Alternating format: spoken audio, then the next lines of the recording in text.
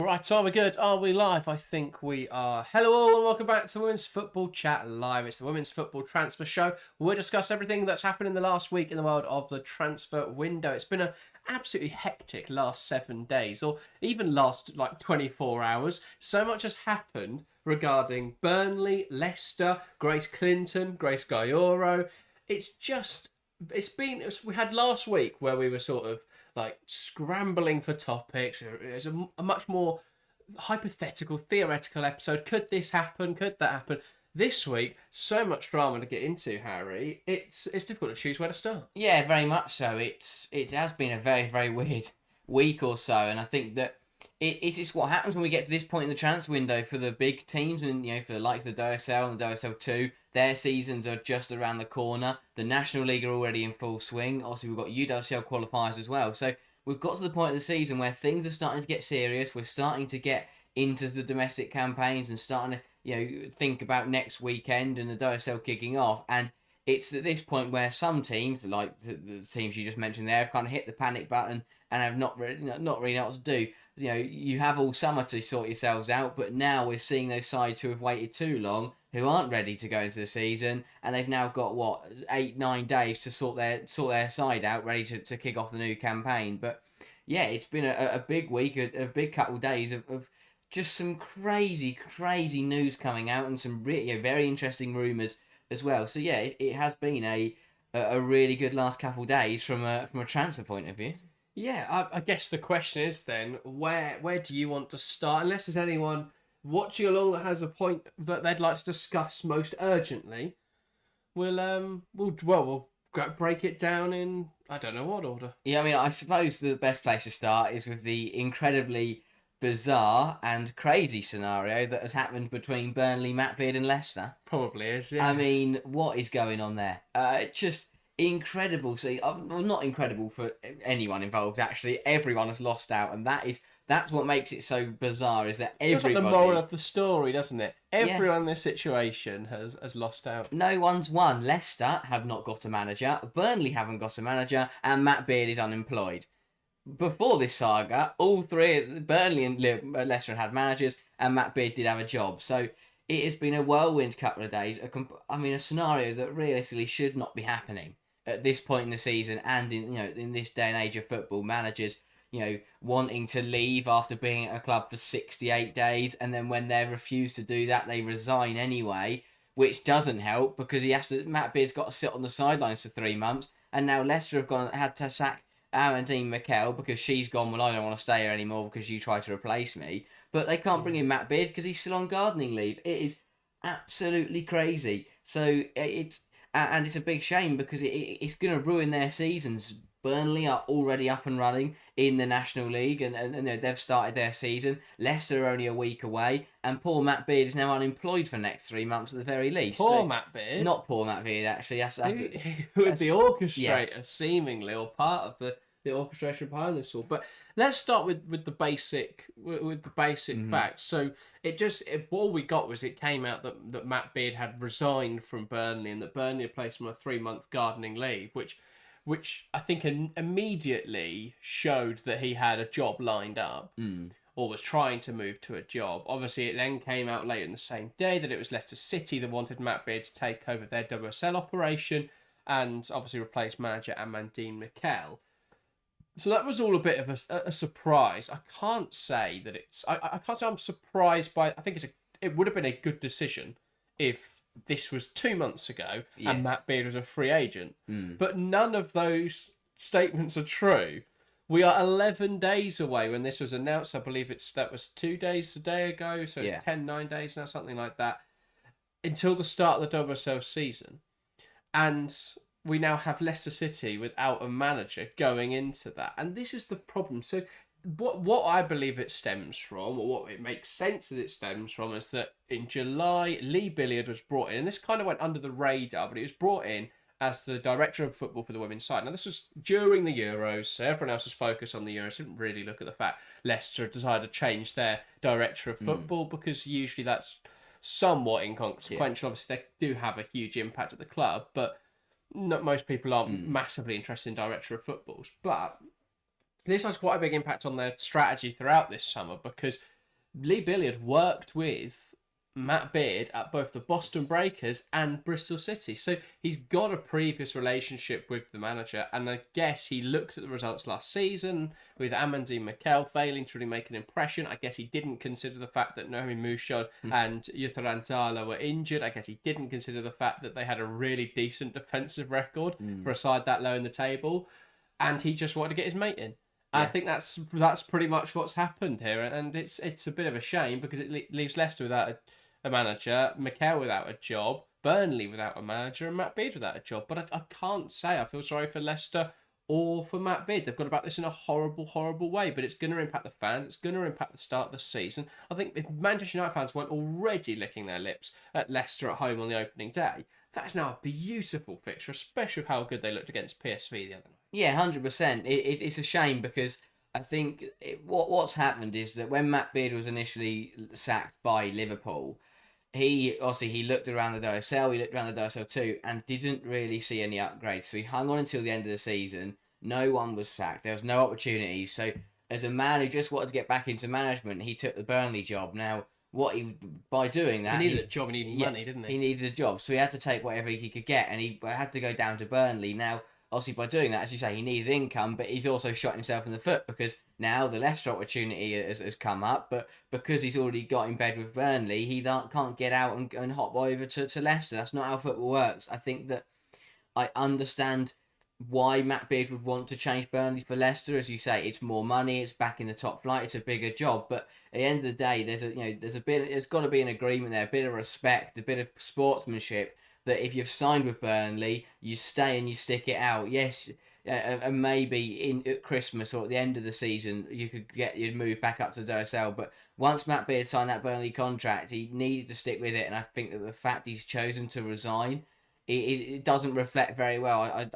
I don't like that from him. I think that once you've signed for a manager team, even if your mate can get you an opportunity elsewhere, when the other team say no, you don't just pull out and resign. I think that was pretty poor. And what he's done is put himself out of work for a few months. I think as soon as he made his intentions to the Burnley board that he wanted to take the Leicester job clear, though, it became very difficult to see a route back.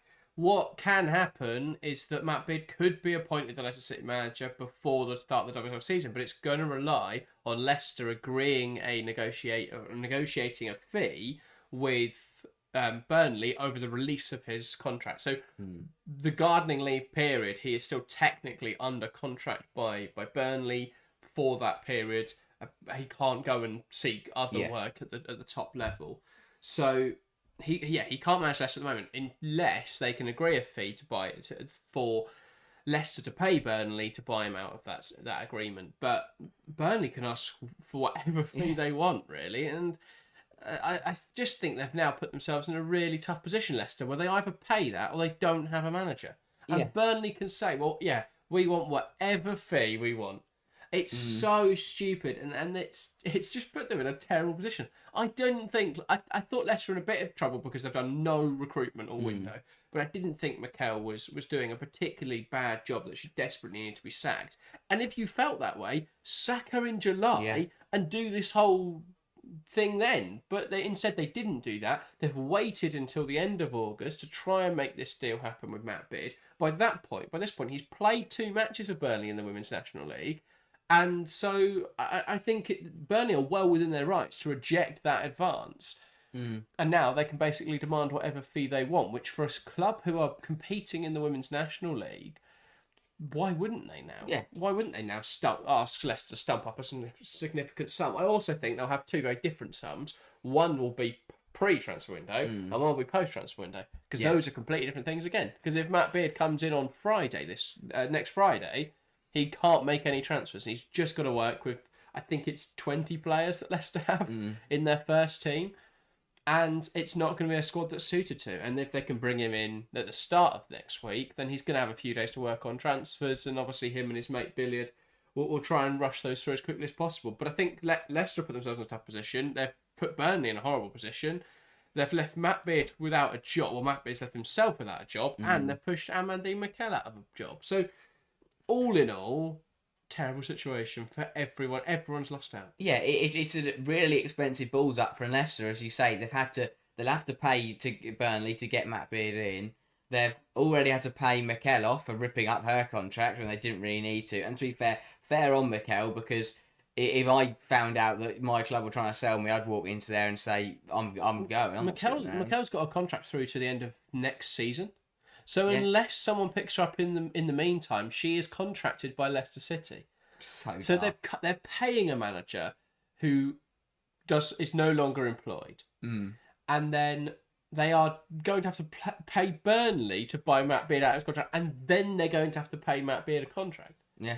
I just don't. I don't even think it. I understand why you bring Matt Beard in, a bit of a relegation specialist, but if Billiard had done his job right and invested, and if Leicester City had put money into the women's side, they wouldn't be in a position where they need a relegation manager to come in, because their team wouldn't be that bad. And I don't think if you put enough money in, all of the WSL squads are good enough to beat the third place team in the Championship, you would think. But now Leicester are in a genuinely really tough spot. Yeah, and especially because they haven't done any recruitment, again, probably because they were expecting to get Matt Beard in and they'd let Matt Beard do all the signings. But the problem is all the players that Matt Beard wants, they all followed him to Burnley. So if you want any of the players that Matt Beard likes to use or wants to have in his team, then they're going to have to find... They're not going to leave. They're not going to uproot already. It's such a... They've shot themselves in the foot so many times, Leicester, in this scenario. I think the best case scenario is that Matt Beard...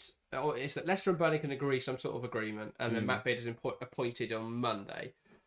In that scenario, they have 4 days to complete transfer business to create a squad which Matt Beard is happy with. Yeah. Now, obviously, there's players already in that team who would fit that profile, but considering at the moment they've got their best player under bid in the form of Ruby Mace. Arguably Jutta Rantala is their best player. They did really well to secure her signature. I thought she was going to be another one that left this summer, but fortunately for Leicester, they have held on for now to Jutta Rantala, at least for you'd expect for another season. But yeah, Leicester, tough spot. I think it's very much taken it from a situation where we were going, well, anyone can finish anywhere. We haven't done our predictions yet. That'll be coming next week. But actually now, it just looks like Leicester are going to struggle this year. Yeah. I feel sorry for them because it shouldn't be this way. But there you go.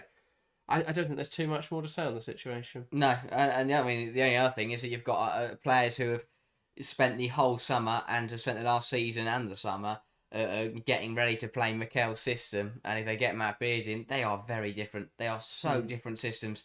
That Matt, we know what Matt Beard's going to come in and do: sit defensive, put as many players behind the ball, and play a 3-back. And Miquel doesn't do that. So they're very different. And what it does is, it will put, if Leicester do end up, either way, whether they get back Matt Beard or not, they are going to be a couple weeks behind everyone. And in such a tight league, that can be the difference. So it'll be interesting to see what kind of effect that does have for Leicester and their season. Yeah, and I guess the same case for Burnley, really. But as you say, with Leicester, Matt Beard likes to play a 5-back. The players at Leicester are suited to playing, or a lot of them are suited to playing possession-based football.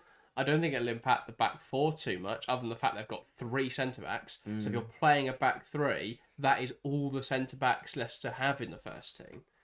So, yeah, who knows what's going to happen there. But that is going to be one to keep an eye on. I'm sure we'll still be talking about this when we do our next live show, the late night one for deadline day. So look out for that. A few thoughts from the live chat, and then we'll get into some of the other conversations a bit we want us to talk about. Alex says everything about the Leicester-Burnley situation is bonkers. Indeed, how on earth it's still happening? It just doesn't quite feel real.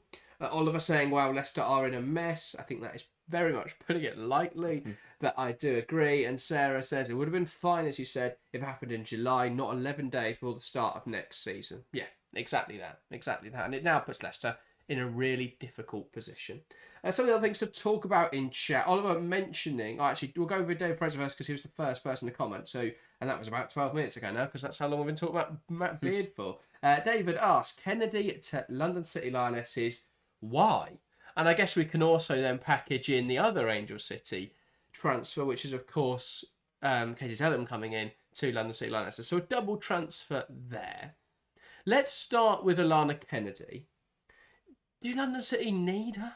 No, No, they don't. That's a simple answer. But yeah, it's a weird one. I think it is a very bizarre one. Kennedy did well at Manchester, did okay at Manchester City, and was good enough to play in the more mediocre games. But in the big games, just didn't look up to scratch. Didn't look to the quality. I know that's in Man City, but when a player leaves a WSL, they go to NWSL. I especially when you're playing for Man City, I look at that as a bit of a downgrade almost. So then bring her back across the pond, back to WSL. For me, that's a weird one from London City. Yeah, I think if you're going to the NWSL and you're going to a competitive club, and you're a younger player, then I think it's a different story. So someone like Esme Morgan, Yeah. if they'd gone and signed Esme Morgan, I'd be talking about that as one of the signings of the window. Yeah. But they haven't. They've signed Alana Kennedy, and I thought when Kennedy left Man City, it's because she wasn't at the WSL standard anymore, and because I didn't think she was quick enough. I thought on the ball she'd often get caught in possession or be too slow to release it. I didn't think her first touch was 100%. I think a lot of her defending can be a little bit panicky. I think I understand they want to bring in WSL experience, but I just think they're breaking too many transfers in one summer. I mean, people talking about the squad and going, this is a top 5 team. I don't see it. No. I just don't see it. Of course, if every player plays to their highest level and everything clicks in place, maybe it's a top 5 squad. But honestly, I just don't see that. I think there's players who won't be able to make the jump up from Championship to WSL level, and I think they're relying on a lot of those in attack. Yeah. They're relying on a lot of older players to play a lot of football. Kosovore Asllani is not a young player, 36 years old, and she's expected to play every WSL game this season. And we haven't seen her tested at this level in the WSL at 37. It's going to be so difficult, I feel. And I just look across the squad, and there are so many profiles that just don't quite seem to work together. There's so many mistakes. It feels like, I saw someone comment this the other day, and I couldn't agree more, but it feels like the transfer recruitment staff are scrolling through TikTok and seeing what the suggestion signings are and just buying all of them. Because it doesn't feel like there's been any forethought or squad planning behind the team. It's just sign good players for the sake of it. Yeah. Rather than this is the player we need here, this is the player we need here, these are going to fill these gaps in the squad. I just don't see where everyone clicks together. Yeah, I think that it's quite frustrating from, on one hand, because, when you see these sides, especially, even at the top level in WSL 2 and National League, they're scrounging around for money, they're just managing to keep afloat. We've seen teams in the last couple of years have to drop out of the pyramid entirely, or they suffer back-to-back relegations because they haven't got the money. And then London's, don't get me wrong, it is phenomenal to see investment, but it's gone from investment and, growing the game to just being a little bit greedy for me. I've never known a club to just walk into a league and just buy everyone. I think we always knew there's going to be a high level of investment. I don't have a problem with people coming in and putting money in. No. And I think if they had come in and spent well, I would be more concerned. It's the fact they've done what every rich person does, and they've just spent money for money's sake. I don't feel like with the squad they've built that they are close to the top 4. No, at not all. A chance. And I still look at clubs like Brighton and Aston Villa and say that pound for pound, those teams are probably stronger. Oh, 100%. And so I don't feel they're going to come in, and I feel like there's this misconception that London. I reckon when we see BBC do their predictions, London City will be 5th. Yeah, and they shouldn't be. Because Arsenal always top, and then it's like City, Chelsea, and then at the end of the season they go, well, we got that wrong. That seems to be the last 6 years. London City will be the next one. They'll be put 5th place by the same pundits who will put Arsenal top of the league. And at the end of the season they'll review it and go, well, maybe London City shouldn't have been 5th place, because I'd view them much lower in the table right now. I don't think they're going to be bottom of the league, because I think there's enough quality there that they will drag them through individual games. But I wouldn't be surprised if they get to December and tear everything up. Jocelyn Preuchter's out the door. There's a few of the big names gone. I wouldn't be surprised if that happened, because I don't think what they've built is an incredible team. There's no squad planning. There's no idea of progression through into next year or the seasons beyond. It's just, let's build a really good team now and worry later. Which, I understand they want to establish themselves in the WSL, and that could be fine, and actually bringing in high rep players may bring in a fan base, which is what they want to do. but I feel that they are jeopardising potentially that competitive element and being able to build something meaningful in the next 5 years. But it could, it could give them a huge payoff if this squad works well. Yeah, the cop out is that with Michelle Kang's money, if they get to 2 years, all of these household players. If they get to December and it hasn't worked, they'll buy another team. And yeah, exactly. That's the point. It's not. I think the reason that they'll get away with it is because it's not a hit and hope. It's not like they've come in, they're going to throw all this money at it, and it's their one chance of staying up and seeking glory. If it doesn't work. If it don't work, Michelle Kang will come back with another few million quid and just throw that at other players. But I just think, don't get me wrong, some deals have been good, but there's no balance. There's nothing. It is just that rich people wanting to spend money and wanting to have put statements out there. And it did start with the statement was they mean business. They're here to compete. They're here to play well. Now it's just become, oh, look who we can sign because we've got loads of money and you guys don't. It's almost bullying to a point where it's like, we're just going to keep bringing in players, and while teams like Leicester struggle to raise a team and a bench, we can name 3 different teams. And that's the bit of fish. I'm not saying Michelle Kang should go give Leicester some money or something else. That's absurd, but it just feels really bizarre. This one, for Zellum and Kennedy, my other thing, why is it being branded as this weird, dual transfer thing? Yes, they're both signed from the same club, but I don't really get what the whole message behind it is. It's like they're almost, treated. I don't know. It's been really weird. It's like a pairs transfer where. But I guess they wouldn't get one without the other.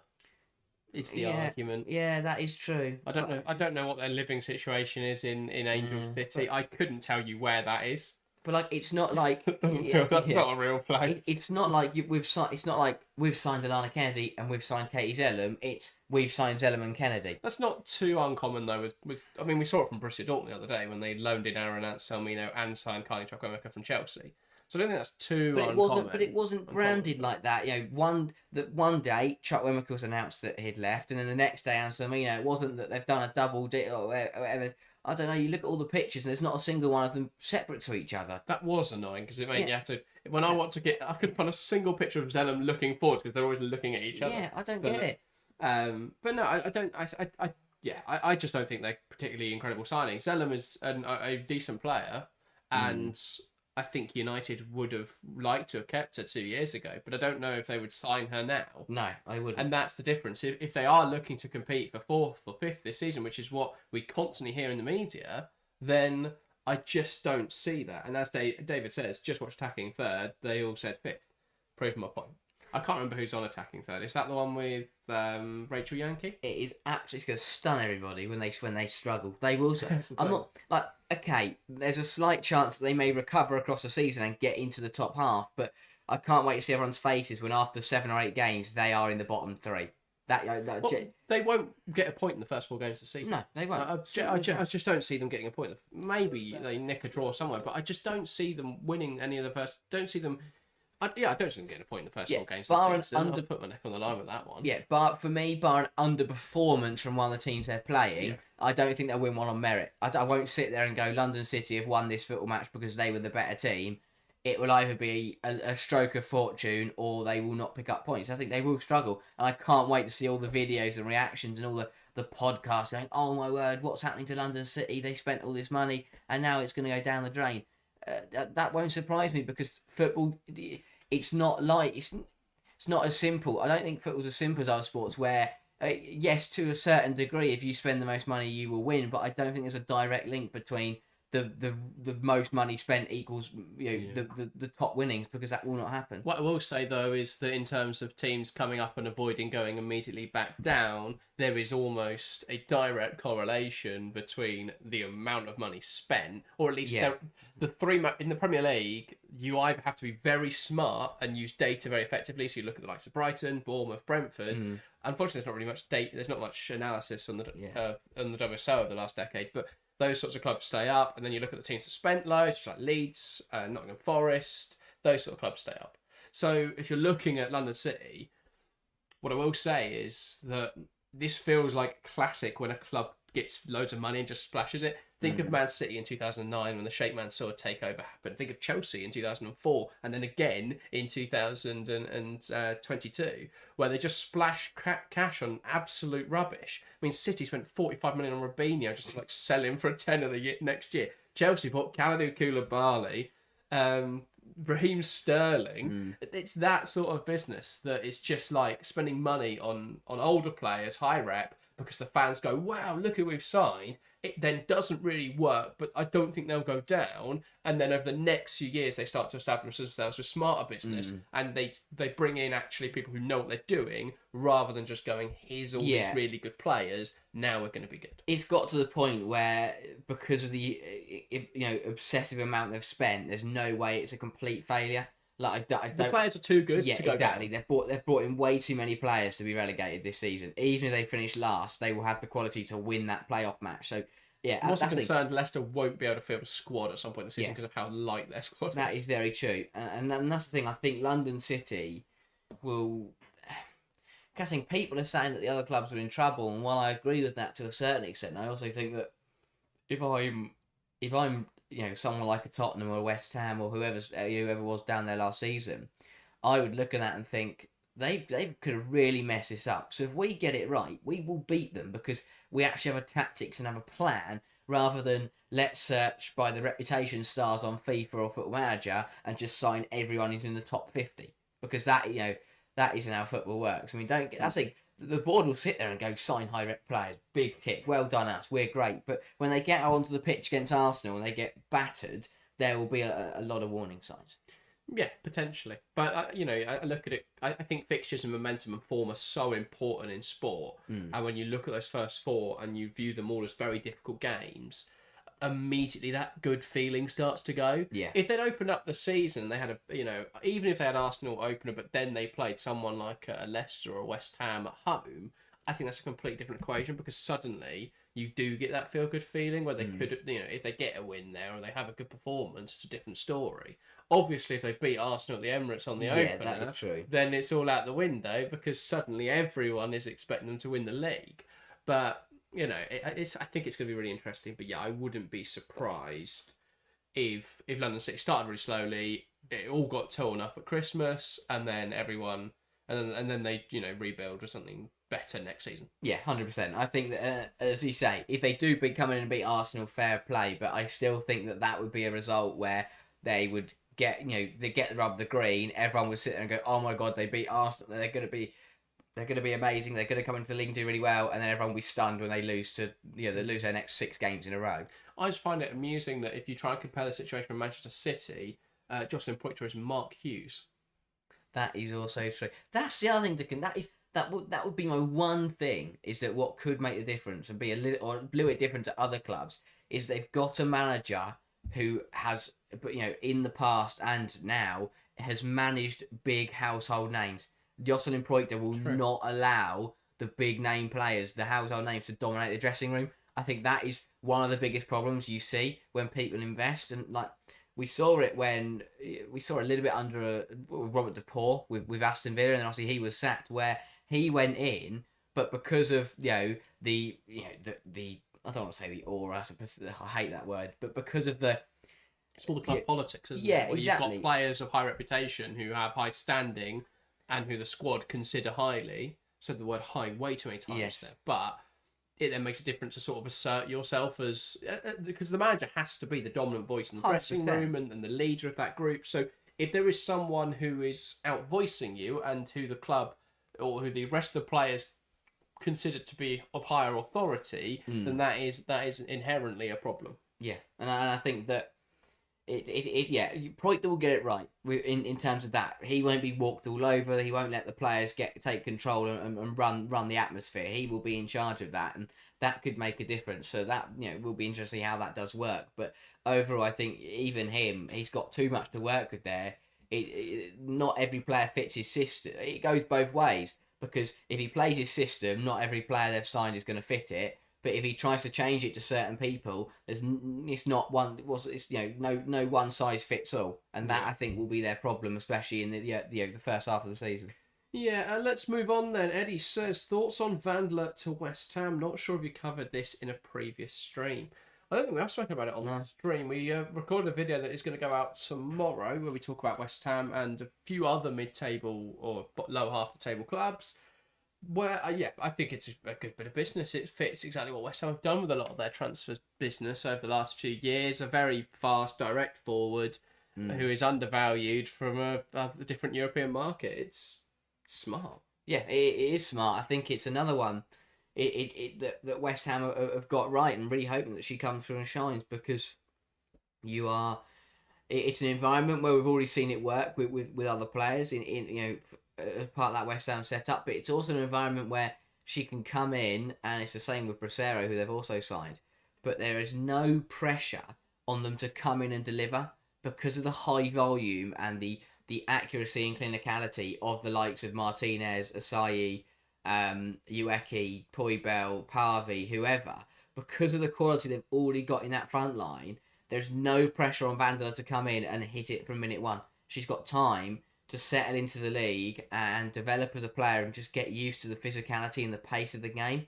And that could be absolutely vital. We've seen how when players get thrown in the deep end, it can ruin their season, or it can make things difficult for them, and they don't hit the ground running, they hit a bad patch of form, they never get going, and it goes down as a failed transfer. But Vandela will be afforded the luxury that she can just grow into the game, and it's one of those where I think she might have a really quiet first couple of months, but after the turn of the year, she could really come into her own and be a massive part of that West Ham front line. Yeah, I think especially, it'd be interesting to see early on, because Shakira Martinez has been missing in pre-season, so there's an opportunity she gets minutes really early in this season.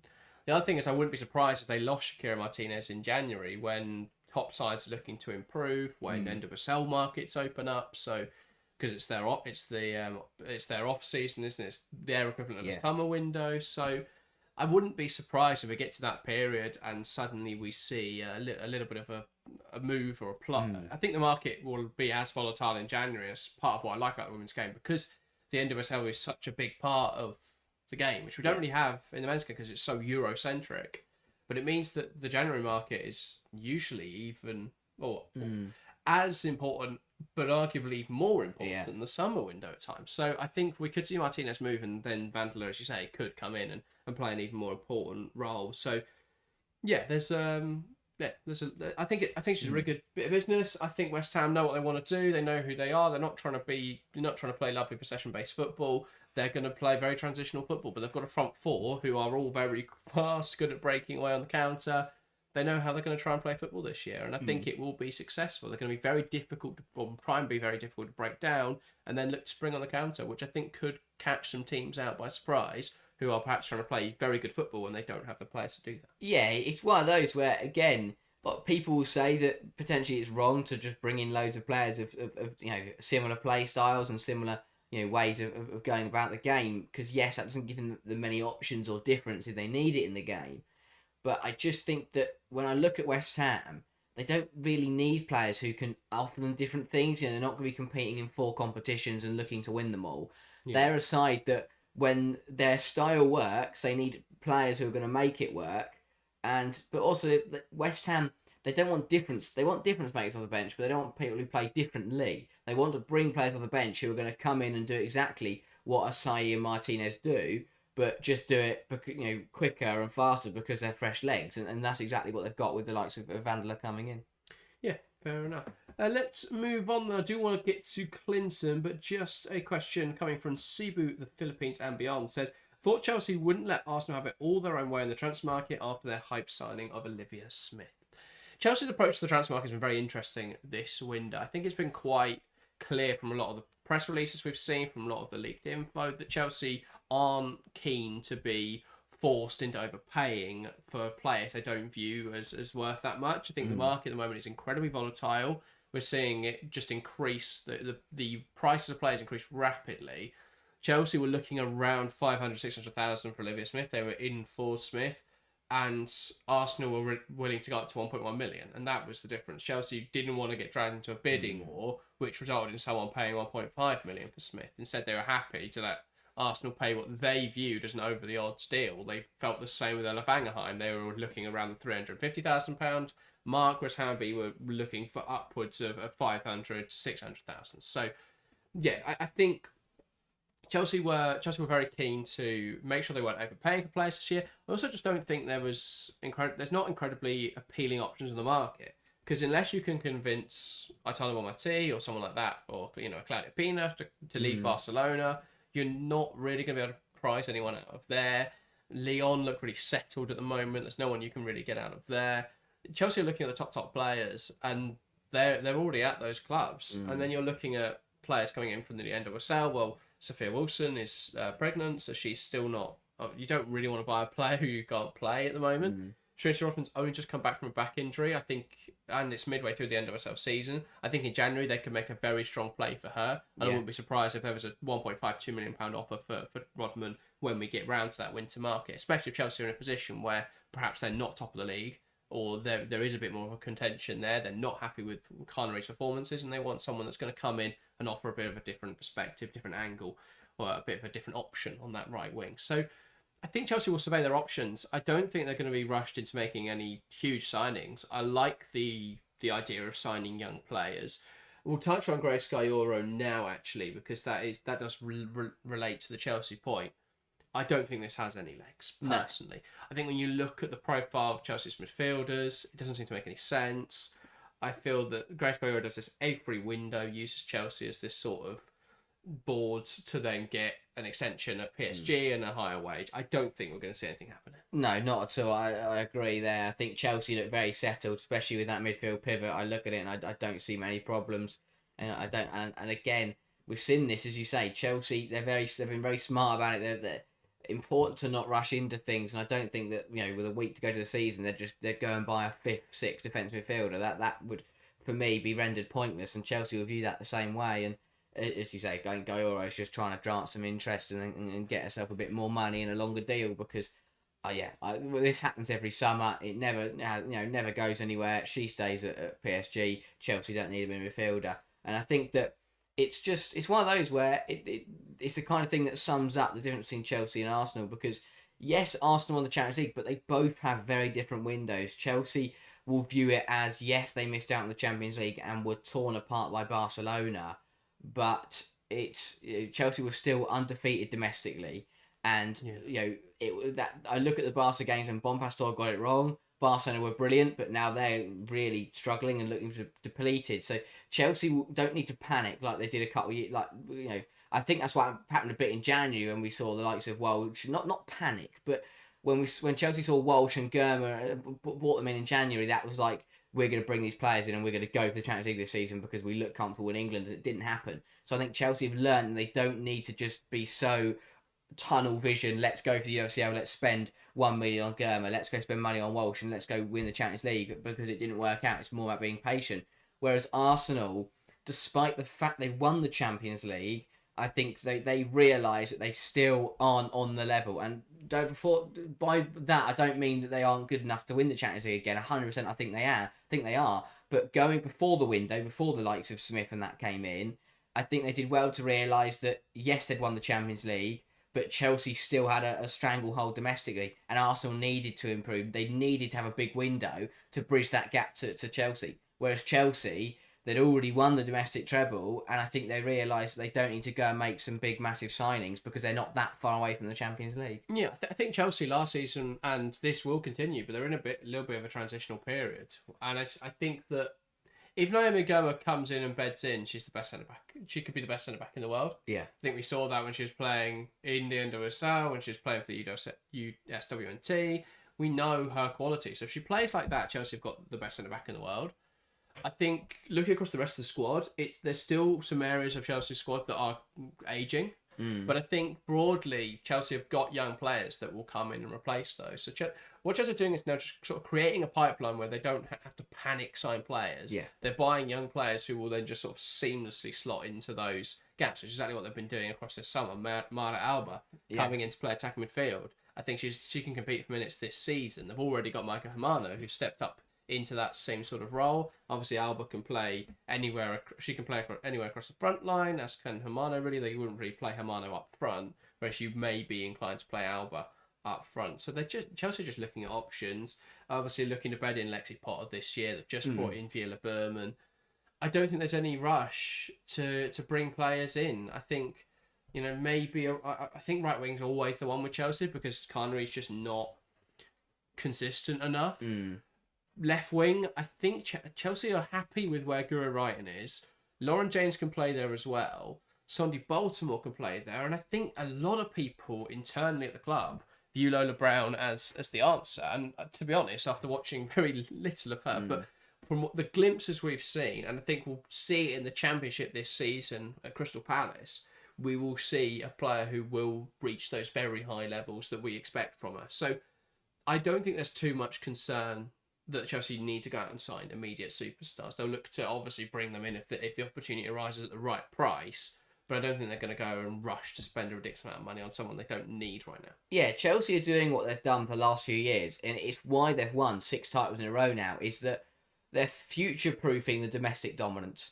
And as you say, they are signing young players to come through and perform. It's what they did a couple of years ago, and now look, as you say, the likes of Hermano who have come through and are now performing on a top level. So what Chelsea are doing is they are just solidifying that domestic dominance across the last couple of years, a lot across the next few years. And I think that they will but if Arsenal do take it this year, say, Chelsea will be okay with that, knowing that the players they're bringing through will be ready in a couple of years to just go and win the domestic treble once again. And that's the thing, is that Chelsea are doing really well to have this current domestic success while also future-proofing with the younger players coming through. Whereas again, Arsenal, they went out and won the Champions League last year, brilliant short-term success. They know there is still a gap domestically to get to that long-term, winning the WSL, winning the league, and back-to-back, winning more trophies than just the League Cup every now and again. But I think they also will sense that we've gone and won the Champions League. Let's go back it up. Let's focus on this. And Smith is young, but spending 1.1 million on a player is very much, let's go and win something again this year. Let's put money into this season and let's go back up our success. And yes, they might go out this season, Arsenal, and win the league or win the FA Cup or win the Champions League again. But will that hamper them further down the line? It'll be interesting to see. Whereas Chelsea, they strengthen themselves through this year and through the next years, but maybe they'll miss out on that Champions League. I think the plan will be for Chelsea, and what it has been, and it just hasn't materialised so far, is to be solid domestically, make sure you're still number one in England, and then hopefully when you're winning these trebles, 1 year go and make the Champions League happen. Have 1 year where you just get across the line. Yeah, I think Chelsea will be looking to become the powerhouse that Barcelona were. Yeah. I think Lyon are obviously aiming to do that, but I think Lyon's squad building is, again, it's Michel Kang inspired. It's just, let's go and buy lots of high reputation players. The team's really good, don't get me wrong, and I think it's not the same as London City Lionesses because they've got a brilliant manager who knows what he wants. But I just feel in certain areas it's not perfect. It's not exactly what Gurades would want from a team. I think the midfield is the big one for me because Gurades loves a very possession-dominant side. I don't think Lindsay Heaps fits what he'd want in a midfield. I don't think Corbin Albert thinks it fits what he would want from a midfield. They've lost Emil Maestri. They've lost who else they lose? Daniel van der Donk left this summer as well. Very technically gifted player. I don't think he's got what he'd want necessarily from a midfield. So we'll see what happens there. But it's not perfect for Gurades. It's very strong. But it's not perfect, and it feels like they've got it's almost too many good players. If Melchi Dumone isn't starting up front this season, which is very reasonable because it should be Katoto. Yeah. But that either pushes her into midfield, where they're then going to potentially lose some of their discipline and structure, or it pushes her to the bench, which is an absolute waste of Melchi Dumone. Yeah. Right wing, same conundrum. Does Eula Brand start? Does Diani start? Do they put one on the wrong wing? Do they then have to bench Chewinga? Do they bench someone like Hadadia Diani? Why have they made this so difficult for themselves? They've got players who are very similar age profiles, who are very similar in terms, they offer slightly different technical profiles, of course, but I just feel like they've brought too many players who don't really feel like they fit. So Chelsea are trying to build something that is going to last a few years. Arsenal, I think, are still a few players off being able to dominate in the same way Chelsea do, and able to control games. Phil says it himself. Arsenal need to improve the solidity in order to win the league, in my opinion. I think they've done the opposite. I don't think they've looked at improving. What they've done is like ceiling raising signings and attack, and then sort of try to build the floor in other areas. But I don't look at what they've done this window as 100% right. Is their midfield pivot capable of? is their midfield pivot compared to Chelsea's? Is it comparable? Not really. Maybe they're playing Mariana Caldente in there, in which case I feel that gives them a huge issue in transition because Caldente isn't a pivot player in transition. She's a very good creator, but that's not exactly where you'd want her when they're trying to defend transitions. I think left centre back, they're still very weak there. I still don't feel that they've got a great defensive left back. No. McCabe cost them in that Lyon game. And if they hadn't completely fallen apart in the second leg, they never would have got to the final. Now, they were brilliant in the second leg and they were brilliant in the final. And I'm not doubting that Arsenal were excellent in those games. But we've seen fragility that could get exposed again. So to just disregard some of those issues because those players are well loved and to focus on just sort of buying players where there's that sentimental value, players like Taylor Hines. I mean, I'll be very intrigued to see how she gets on this season, but I still don't understand that transfer. Olivia Smith.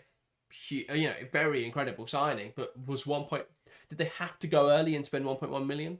I don't know. Yeah, and that's the thing. Difficult. I think that the two signings you mentioned there scream two completely different messages.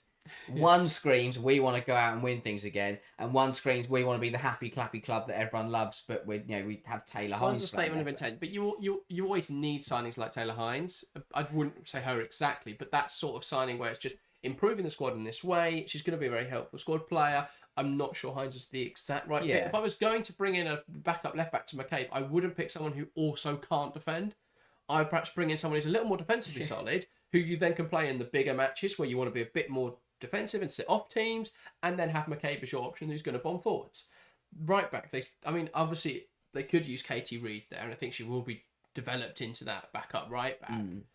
But we haven't seen loads of her at first team level, so to not bring in someone there, it definitely points towards Reid playing there. But again, it's not a title winning team if you're not 100% sure if Reid is up to scratch, because she wasn't given enough minutes last season, and that was the case with a lot of Arsenal's bench players. For me, Arsenal last season proved that for 90 minutes they have the players and they have the starting 11 to be the best side in the world. They showed that against Barcelona, they showed that against Lyon. And for 90 minutes, they can do that. They can turn it on in knockout football. They can be the best side in the world for that match. But they can't. It won't happen to win the league. They can't do it for 22 matches of a league season. They can turn it.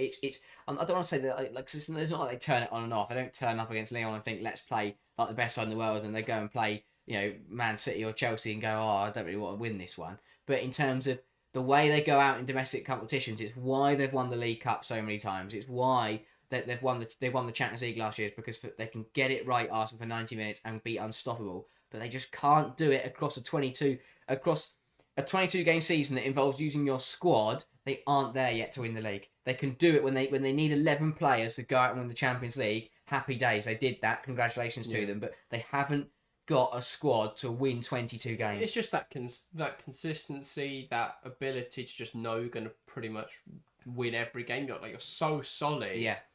That it's very difficult to envision you losing a match when you're competing against a side who went invincible last season, and most importantly, when they played Arsenal, Manchester City, and Manchester United, they won those matches. That's what Arsenal are up against now. They've got to be able to beat those teams at the top, which they didn't do consistently last season, or haven't done consistently over the last few years.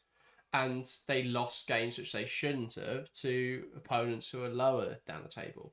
And that's not just because of Jonas Eidevall. Yeah. So I think Arsenal are still a little way off to win the league, but we'll see what happens this season. Again, if Chelsea drop off, it's a different story, isn't it? Because suddenly that door opens a bit. But if Chelsea keep their level, I still don't think Arsenal will be able to match that. Yeah, and it's one of those where, don't get me wrong, Chelsea aren't perfect in terms of performance, but they're perfect in terms of result, and that is what wins you titles. Is that, and we saw it across last season, it's why Chelsea have won the league the last 6 years in a row, because when Chelsea play at 60-70% of their best, they still find a way to win. They manage to get the game across the line. When Arsenal were at 60-70% last year, they lost, and that's the difference. Chelsea can grind out results. They were second best in a couple of those games last season, or even if they were only second best for 45 minutes, they turned it around in the next 45. And they looked beat in certain games. The Everton game, Even in the FA Cup and stuff. But like the Everton game where Lauren James pulled out a last-minute winner, injury time winner to get that game across the line. That's what Chelsea do. They grind out results, whereas Arsenal just haven't got that about them yet. And you can't. That won't win you leagues. Barcelona have done the same thing. Even the Liga F. Don't get me wrong. They've gone out last season. They went out and smashed some teams, played them absolutely off the park. But even when they did play a second-string side and they weren't at their best and they took it for granted, they found a way to squeeze through. It's what Lyon did. I remember watching PSG Lyon last season, and for 40 minutes of the first half, PSG were in the game. It was even, and then we got the half time, and Lyon were 2-0 up. And that's what champions do: is they find ways to win even when they're up against it. And I think that's just what Arsenal are missing to go out and win the league next season. But who knows? They might find it next season, but I don't think they've done enough in this window to show me they've now got the mettle to go and win the league. When you say Arsenal are missing it, what do you mean? Is it that the players don't have the ability to provide the X factor? Is it that Slagers doesn't have that sort of tactical know-how to adapt to the situation, or whatever, however you interpret? I'm just intrigued. It's a bit of both for me. I think part of it is that Arsenal have some very, very good players, and but what they've lacked over the last couple of seasons is a player that can pull something out of nothing. And I think this thing, this thing, I think they did it with Caldente, and they've done it with Smith this summer. Is they're starting to get players who can, even at their worst, pull off a brilliant pass or score from 30 yards, and happy days they win the match. I mentioned Lauren James did it for Chelsea against Everton. Chelsea were rubbish in that game, but Lauren James found something out of nothing and scored a brilliant goal and won Chelsea the match. And that is, I think, part of it. That's what Arsenal are missing. They've got some brilliant players, but I don't look at Amanum or a Ford and think if Arsenal are up against it, they can find a moment of magic. But I agree, Caldente can do that, and Smith can do that as well. So that will help the scenario. But I still think they need those game changers. You need those magical players who, at half their best, are still game changers. But I also think it does come down to mentality. The reason Chelsea have turned the results around is because they've walked into a dressing room and Emma Hayes has given them a kick up the rear, or Bon Pastor has found something that is going to either change the game or just get her side to walk through a brick wall. And I think that's what's lacking with Slagers. And I don't think she walks in there. I don't think she's a timid manager or goes in the dressing room and goes, "Oh, we're losing at half time. Oh, I'm sorry, guys. I don't think we're going to win this one," because I'm sure she is very motivational. But I still think Slagers lacks that belief in her squad and her team to go and turn things around. When they're 1-0 down to Chelsea, does Slagers believe that her whole squad can turn it around? Do Arsenal believe they can turn it around?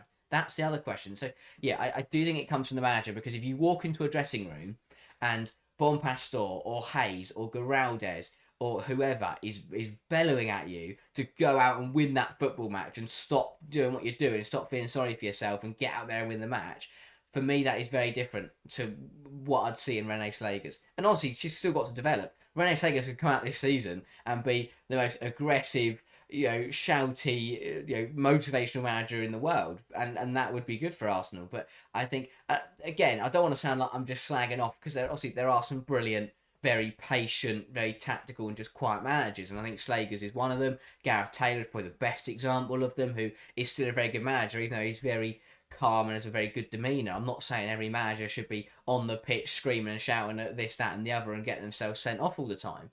But I think that Arsenal just need a bit of fire in the belly. I think that's what it's lacking. It's like game day. Again, fans are brilliant, but you walk in there and it's a very nice atmosphere. It's not an atmosphere I'd walk into as an away fan and think, steady on, this is going to be tough today because this lot are up for it. I walk in there and go, I'm having a great day out, and now I'm going to watch my team win a football match at the Emirates. That's what, again, I think that will come with the competitiveness, and that's what we saw when they went out to the Champions League final and things like that. But I think it's what Chelsea have done quite well. Especially, it helps when you're at Stamford Bridge, but look at the Champions League game where Chelsea turned around against Man City. Man City walked out there and they thought, blimey, this lot are up for it, we are in trouble, because we are having to defend against a shed end that is absolutely up for it. And again, it all comes down to different factors like proximity and stuff, but still, I think a bit of fire in the belly, both on and off the pitch for Arsenal, and who knows, they could be on the money.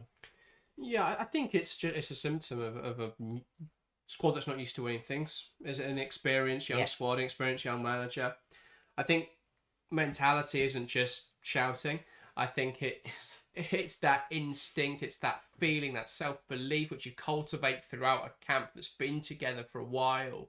You speak about Chelsea with that. I mean, so you hear Chelsea speak about that feeling that Hayes creates in the squad, and then Bonpastor has inherited and continue to cultivate, and that's something which Arsenal will have to do throughout the camp. And winning the Champions League is a very good way to start that. Oh, yeah. So that's definitely one way. I think that with Slagers personally, it's about pragmatism. I think she doesn't often change things very quickly, and it's because she's a young manager with not loads of ideas and a full understanding of philosophy. She's got her one idea, and a lot of coaches start that way, and then when you coach more teams in different scenarios and different matches, you understand different ways to manipulate your idea to be able to beat different opponents. So I think we'll start to see Slagers do that a little bit more. I think against the Barcelona game, in the Barcelona game, we saw her set up in a way that would then beat the opposition. I think we've seen her do that very well a couple of times throughout the campaign, the second leg against Lyon as well. But I think, it's a completely different thing than setting up a team, because she's got one setup that she likes in terms of being the dominant side. But as Phil says, it's very high-risk football. I think they do rely on an individual stepping up and creating chances. I don't think they're proven they can break down low blocks. I don't think their rest defence setup is perfect. And these are all things you can iron out over time. But if it's this sort of collection of issues that then which make you think, well, there are just still a few problems that leave them being unable to break down low blocks, means they might not score. They may not be able to find the most efficient way to goal. They may concede goals because they're not great in transition. They may concede goals because the rest defence isn't great. So there's all these little things that add up, and then that makes you start thinking, well, can they win the title? Because can they win games consistently? And that's the question. Can they use the squad? Have they got the squad depth? They're all the sort of things you have to consider when you're talking about winning the league. We haven't seen Arsenal try to compete on all fronts. Last season, they won the Champions League. I think a large part of that was because they were out of everything else. Yeah. They couldn't win the league anymore. They couldn't win the FA Cup because they were knocked out by Liverpool in the quarterfinals. That game was another one for me which showed that lack of pragmatism, because they were losing and there wasn't that switch. There wasn't that idea in how to change the game to manipulate circumstances to be fortunate. So I think Arsenal are in a very good position, though. I think Slager's a very good young coach, and I don't think they're a million miles away from being a side who will win the title. But it depends, obviously, how Chelsea go. If Chelsea continue being this force, it'll be difficult to overcome. Yeah, I think that, as you say, with the Barcelona game was a real positive, because they won the Champions League, obviously, massive win. They won the final, but it was the way they went about it that was very impressive, and we saw some of the best victories in the OSL last season were from what Arsenal did in that game. And it's like when when people say, be the bigger person and you just back away and you step off. And that's how Arsenal won that game, is that they sat there and went, tell you what, we know Barcelona are better on the ball than us. They've won more Champions Leagues. They are a better side. It's not admitting defeat, but it's admitting that in the scenario, you expect them to dominate. So you play in a way that is going to counter that. And that, I think brave football isn't just going out and being aggressive. Brave football can also be admitting when you aren't, when you do potentially, admitting when the other team are going to be more dominant and just saying, okay, we'll sit back and enjoy it. It's how Chelsea and Bonpastor beat Man City in the league at Stamford Bridge. It's how Mark Skinner beat Man City at the league at the Etihad. In that game, Skinner and Bonpastor went to that and said, tell you what, let Man City have the ball. We're gonna, they went about it in two very different ways. Bonpastor, and this is again very interesting tactical thing, which again we didn't really see from Slagers when they played Man City. But Chelsea went about it by dropping off of Manchester City and dropping into a mid block, and City didn't then know how to play out. And United went the complete other way and pressed them even more aggressively, and they didn't then know how to play out. They disrupted that build-up structure. They made it very difficult for City to do what they wanted to do. And United were very good at penning them in, but this can then leave them up vulnerable to concede 2 goals later in the game.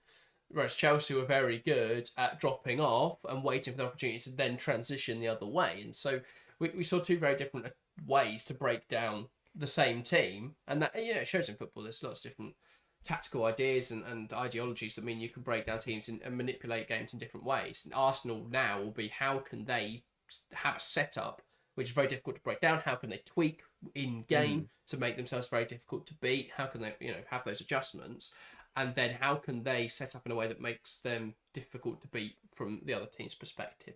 Yeah. That's the big question. I'm really glad we are getting to a point now in the women's game where, patient, lack of possession football isn't looked at as being boring or inferior. It is a different way to play, and that's football in general. There is a more nuanced discussion around out of possession structures. People are now interested in what happens when teams don't have the ball, at least in the tactical sphere. I think still a lot of people will moan when games aren't thrilling, but I think if you watch football through the lens of the team that aren't trying to have the ball, you gain a different understanding, a different appreciation for what they're doing when you watch their out of possession work, the way that they create, they make it very difficult to break them down, the way that they look at distancing between individual players, the way they press players.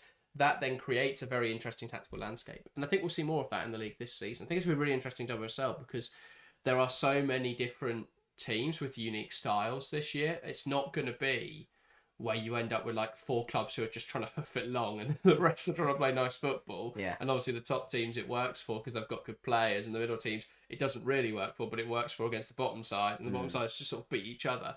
I don't think we're going to see that. Yeah. I think it's going to be a really interesting landscape across the WSL. I think the top 4 teams, the problem I think we might have is the top 4 teams might become a bit unbeatable to the rest of the league, but I think amongst themselves it's going to be super competitive.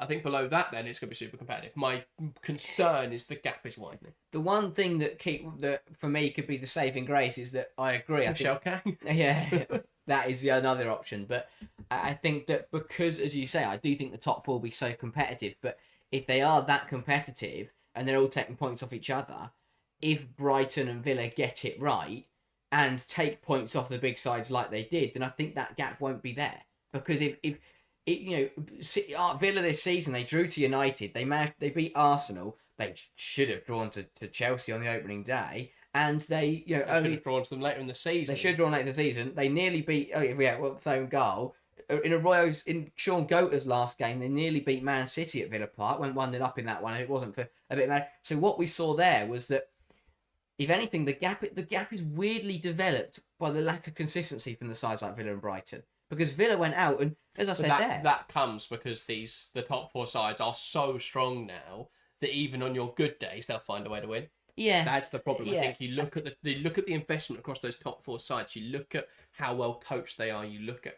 I just think at the moment they're all reaching a level where they are better than everyone else in the league. Yeah, the way that Brighton and Villa will catch up though, I think we could potentially see a top 5, top 6 develop is if they stop losing to the bottom side.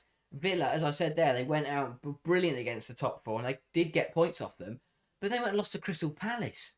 That's the bit that confused me. How do you draw to United on their own home turf? You go out and you play Arsenal off the park, but you lose to Crystal Palace, who were already relegated at the time. Because Villa are very good at playing without the ball. That is true. Palace don't want the ball. Yeah. Oh, yeah. So it creates a complete... it's just an interesting... Everyone just kicked into the middle and went, you have it, guys. We don't want it. But that's the other consequence of playing a back 3, and that'd be really interesting to see what Jeglas does this season with City. It's why I can't wait for Friday night when we see if they're actually going to play a back 3 or not. Because the advantage of a back 3 is that against sides who want the ball, you could become very difficult to break down and win a lot of those matches. But the question is, against sides who also don't want to have the ball, what do you do? And then can you transition between being a back 3 which is very defensive and being a back 3 which is super aggressive? If he's going to use a back 3, I haven't seen any of Man City in pre-season. I'll be very intrigued to see how they line up on Friday night. And obviously if we get any understanding before then from pre-season matches. I don't know when their pre-season games are, but Chelsea, we're going to go watch Chelsea on Saturday, so we'll get an understanding hopefully then of how they're going to set up this season. Pre-season's been weird. Well, it's been crammed in because of the Euros. Really. Yeah, I just mean the results we've seen, and that's the thing. Is pre-season. Pre-season. That is true. Exactly. I think the only representation we've got at the moment is of Manchester United a little bit, but again, that felt a bit more like a pre-season friendly. Hammerby will be a good understanding of what level they're at. Yeah, that will be very good. But yeah, United did very, very well on Wednesday. I thought they played brilliantly. They did put on a decent show and they did do well. But yeah, pre-season results have been crazy, and I've learned nothing from the goal scorers. You never do. Obviously, if it's in a player score every game in pre-season, then maybe they come into this well in the season because you can say, well, clearly there's something in the setup feeding them chances. But you'd learn very little other than this is how the team are going to set up. But it's always going to change because they're not playing opposition of the equivalent level. And even if they are playing opposition of the equivalent level, they're never going to give away everything they're going to do I was going to say that. in the season. Every tactical detail, because that's you might as well just hand them your ideas and let them run with it. It's like, why Chelsea have done the right thing. They've gone out and they went out to Netherlands and played 2 games. They're hosting Milan. Why are Arsenal, City, United, West Ham... Why are they all playing each other? I've never... What is this in pre-season? That they're playing each other and it's not like some... Obviously, like you see it now in men's football. It's the best way, isn't it, to get an idea of who you're going to be playing this season? Yeah, but as you say, either you play the way you want to and you hand them all your ideas and how you're going to play, or you don't play the way you want to and you learn nothing from it. That's the bit that confuses me. I don't get why they're all playing each other, because you're either not learning anything or everyone else is learning off you and you've scuppered yourself. So that one for me is a little bit bizarre. I'm surprised we've seen so many WSL sides taking on each other. That it's just a little bit crazy to me. But it means we haven't really learned anything. But I think that it's a difficult one. But equally, as you say, pre-season is a time where you don't learn anything. We said it earlier when Gareth Taylor rocked up, got smashed 6-0, and then his next game went and beat someone 1-0. So it is very different. I just think surely you're going out and you're playing friendlies against teams in Europe rather than playing against yourselves. Yeah, thanks to Metalhead Lawyer, who's just an American logging on here, just as news is breaking in the US about Chelsea potentially pursuing Alyssa Thompson. We have got a Tom Gary exclusive article on The Guardian, which says Chelsea made a move for the Angel City winger Alyssa Thompson with the Women's Super League club, hoping to reach a deal before the transfer window closes next Thursday. The WSL champions are understood to have been aiming to add a world-class winger to their ranks. I mean, this is something we spoke about earlier. And the US international is widely regarded as one of the best young talents in the game. 20-year-old has 8 goal involvements in her 16 NWSL appearances so far this season. Any move would command one of the largest transfer fees in women's football. No fee has yet been agreed, but Chelsea are understood to be ready to sign the... I mean, they just keep adding information. California-born youngster. I don't care about that bit. And then something about Chelsea starting the season this Friday. Awesome. So... That's interesting. That is very interesting. I think it makes complete sense. 20 years old, doesn't directly block her route for Lola Brown because they can coexist on that left-hand side. Mm-hmm. I mean, I assume left winger, considering Metalhead mentioning Geyoro Reiten. Geyoro Reiten is 29. Yeah. There is no blockage there, really, of a 20-year-old coming in. Reiten's not going to go, well, now I'm off. Because there's still plenty of minutes to go around with a number of competitions. So... yeah, Phil says Thompson is a superb player, but very shoot first and plays best on the left. But again, 20 years old, can definitely be coached. I think my problem with signing players straight out of the NWSL is that the league is so different to Europe. Yeah. I think from what I've seen, it's not quite as technically advanced. It's much more a physical league. It's much more of a direct league. Whereas I think at the moment we're seeing European football sort of trending towards being much more possession dominant. We're going to break teams down and we're looking at possession structures. I mean, we saw Jonathan Corrales go out to the American League, play his style of football, and he won the equivalent of the Super Cup, and he got to the final of the NWSL Championship. And it wasn't for the fact that Marta is a Marta. He very much would have won a title in his first season there. So I think it's not quite as tactically advanced, but players are physically very good, and if she comes across and can perform for Chelsea, then I've got no problem with that. I think it's the exact sort of signing I would say if Chelsea were going to splash money this window, I'd be looking at. I feel, if a deal for Linda Caicedo was possible, I would prefer that, but I can understand the fears around her lack of defensive work. Yeah, I think that what Thompson does, as you say, it offers something different, and this is what me at Chelsea. They've sat back, they've waited, they've worked out where they need someone, and they're going out and trying to get the perfect player, and that is what I kind of see in Thompson. And what it also does is what it will do if she does come in is take all the pressure off of Geyoro Reiten. Now on that left-hand side, yes, you've got players who can be out or there, vice versa, which I quite like as well. There's pressure on her to perform because there's competition for places now. And that's the thing. I think that if you're not solely relying on Guro Ryan to deliver the workload, then it's not disappointing when she doesn't perform. And I think that's been Guro's biggest problem is that with Baltimore playing left back, in terms of the. That's what I was going to say. Does that nail Baltimore as a left back now? Probably 100%. But what it does is it means that Guro isn't the sole left winger that needs to be putting up goal contributions. It brings someone else in who can help her out and also contribute from that left hand side. And I think as much as we'll say, James can play there, so now they're overloaded a bit, with James's injury record, to have someone who is going to play there instead, and mean that James doesn't have to play every game, and when she does play, she can play in attack midfield, which is slightly less intensive. I think it makes complete sense. So I'm on board with the deal. I don't think it's a bad signing at all. Happy. Very happy with that one. So we'll see what happens over the next few days. I don't think it will get... I mean, she may be announced on pitch on Friday. I think that'll probably be their idea if they can get that through before next Friday. But yeah. Phil says, what's the fee? Can see it being huge to get her. Well, it does say it would likely command a world record fee. So we can assume north of 1.2, isn't it? That £1 million or $1.5 million, I think, was Lisbeth Oval. I think, is she worth more than Oval? Is she worth more than Olivia Smith? I think obviously the big difference between Thompson and Smith is that Thompson is mid-season, so it will be more expensive. That is true. You're also signing Thompson, who is more experienced at international level, who is, was so highly rated. She made a USA debut at 17. That is true. I think she's a year younger than Olivia Smith, or 2 years younger than Olivia Smith. It's one of those. I don't think... I mean, Angel City aren't going to have any players left at this rate, but that's another one they're losing. But I can see why you would spend that sort of... But I mean, I haven't analysed her in great detail, but she seems a very decent player. I'm just going to have a quick glance at her FBref profile if there is any data there. No video coming in the next couple of days. Yeah.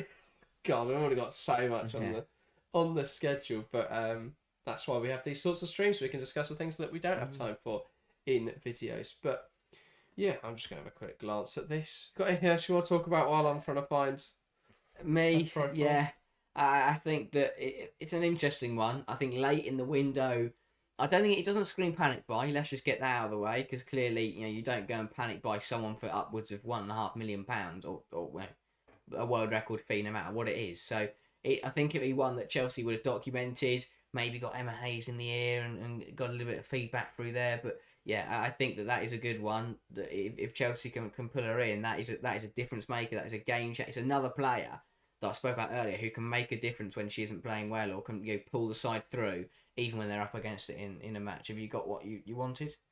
Yeah, I was just intrigued. So she takes. It's quite interesting that I found it quite interesting that when you look at her profile on FBref, which just sort of looks through data, one of the similar players, so putting up similar numbers, same sort of profile, is Johanna Rytting-Kaneryd. Which I think is interesting.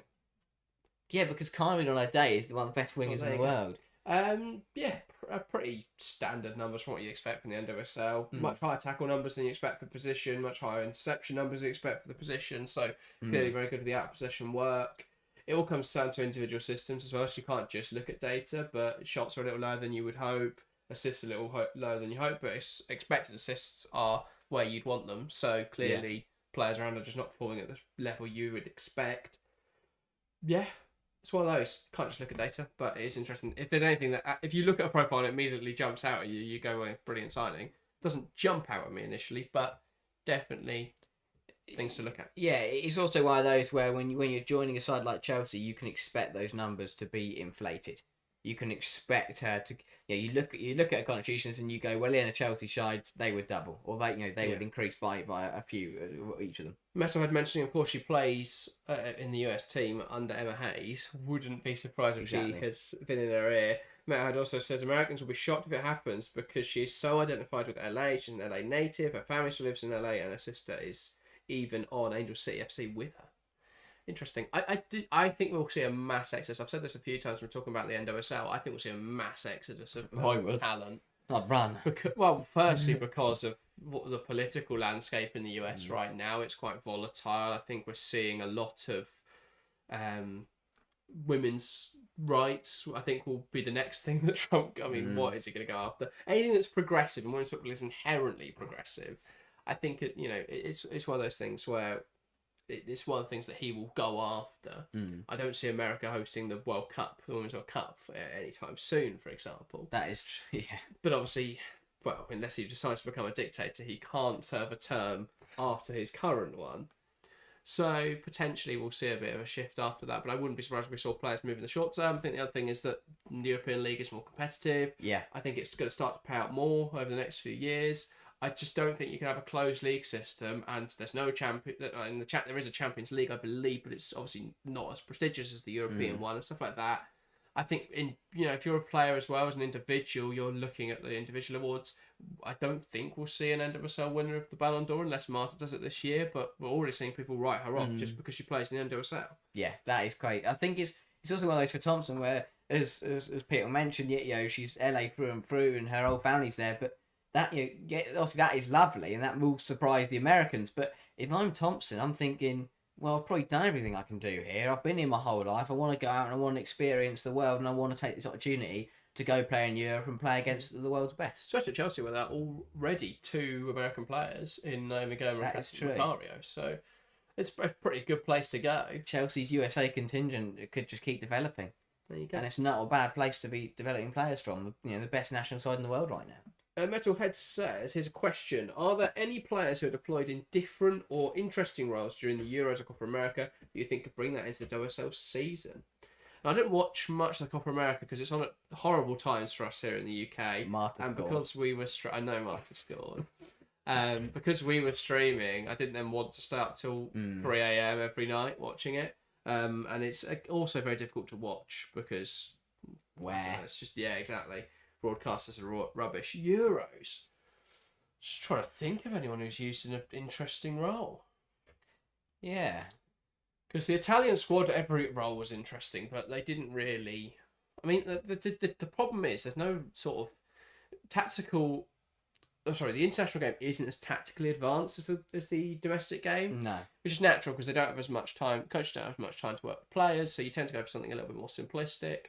So unless you're like Spain, where it's just like this is your ingrained way of playing football, so everyone does it, and you're just adding a little touch on top of it as a manager, then you don't see anything too advanced. I'm just trying to think of anyone from the WSL played anywhere they don't usually. I can't think of any.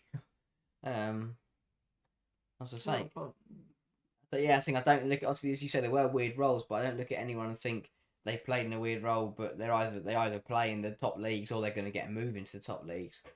Switzerland did some weird and wacky stuff at times, but again, I don't look at any of those players as coming across. Iman Bene actually is one because I'm intrigued to see how she's used this season. She played as a right wing back, but when Switzerland switched to a 4-back, they put her right wing or striker instead of right back. As a striker, yeah. So City will be interested to see what they do there because if they're not, I mean, obviously they've got Kasper and Weinreuther who can play right back. I don't really know why they've signed Laura Weinreuther. I think she's a fine player, but there's better out there. I think if they're using a right wing back, Bene will be perfect. If they're using a right wing, I'll be very intrigued to see how she works in that sort of role. I don't think she's going to play up front because she's not going to get minutes over Khadija Shaw. So I think we'll see her use the right wing. I'll be very interested to see how she plays in that role compared to how good she looked for Switzerland, where she was receiving it deeper, carrying it a lot further. And I'm very interested to see what Jeglerts does because he played a 3-back with Denmark. That is true. And he's known for playing 3-backs. But will he do it with Manchester City? Will he try it in the WSL? I don't think we've seen a team that always play a 3-back. We've seen it experimented with. I mean, Hayes has used it against Barcelona before. Bon Pastor used it at the end of last season for a little bit. But I don't think we've seen a team in the last few years at the top level across Manchester United, Chelsea, Arsenal, City that have used a 3-back for a consistent amount of time. So I would be very interested if City did do that. I hope so. Shook up the league a little bit. It'd be very different. It would offer something very different. Exactly. And as you say, it's a good chance it could work. I think they've got players who fit the sort of profiles they may want, even if they do have to use Lauren Hemp as some sort of left wing back. It could definitely still work. Have we got anything else on the topic list to touch on? Should we end on something that quite... I'm not... Hey, you've got 42 minutes. How long have you got? What do you want to talk about for that long? Well, okay, well, yeah, but I was going to say something not... I'm not saying amusing, but something interesting. Hayley Raso. Oh, yeah.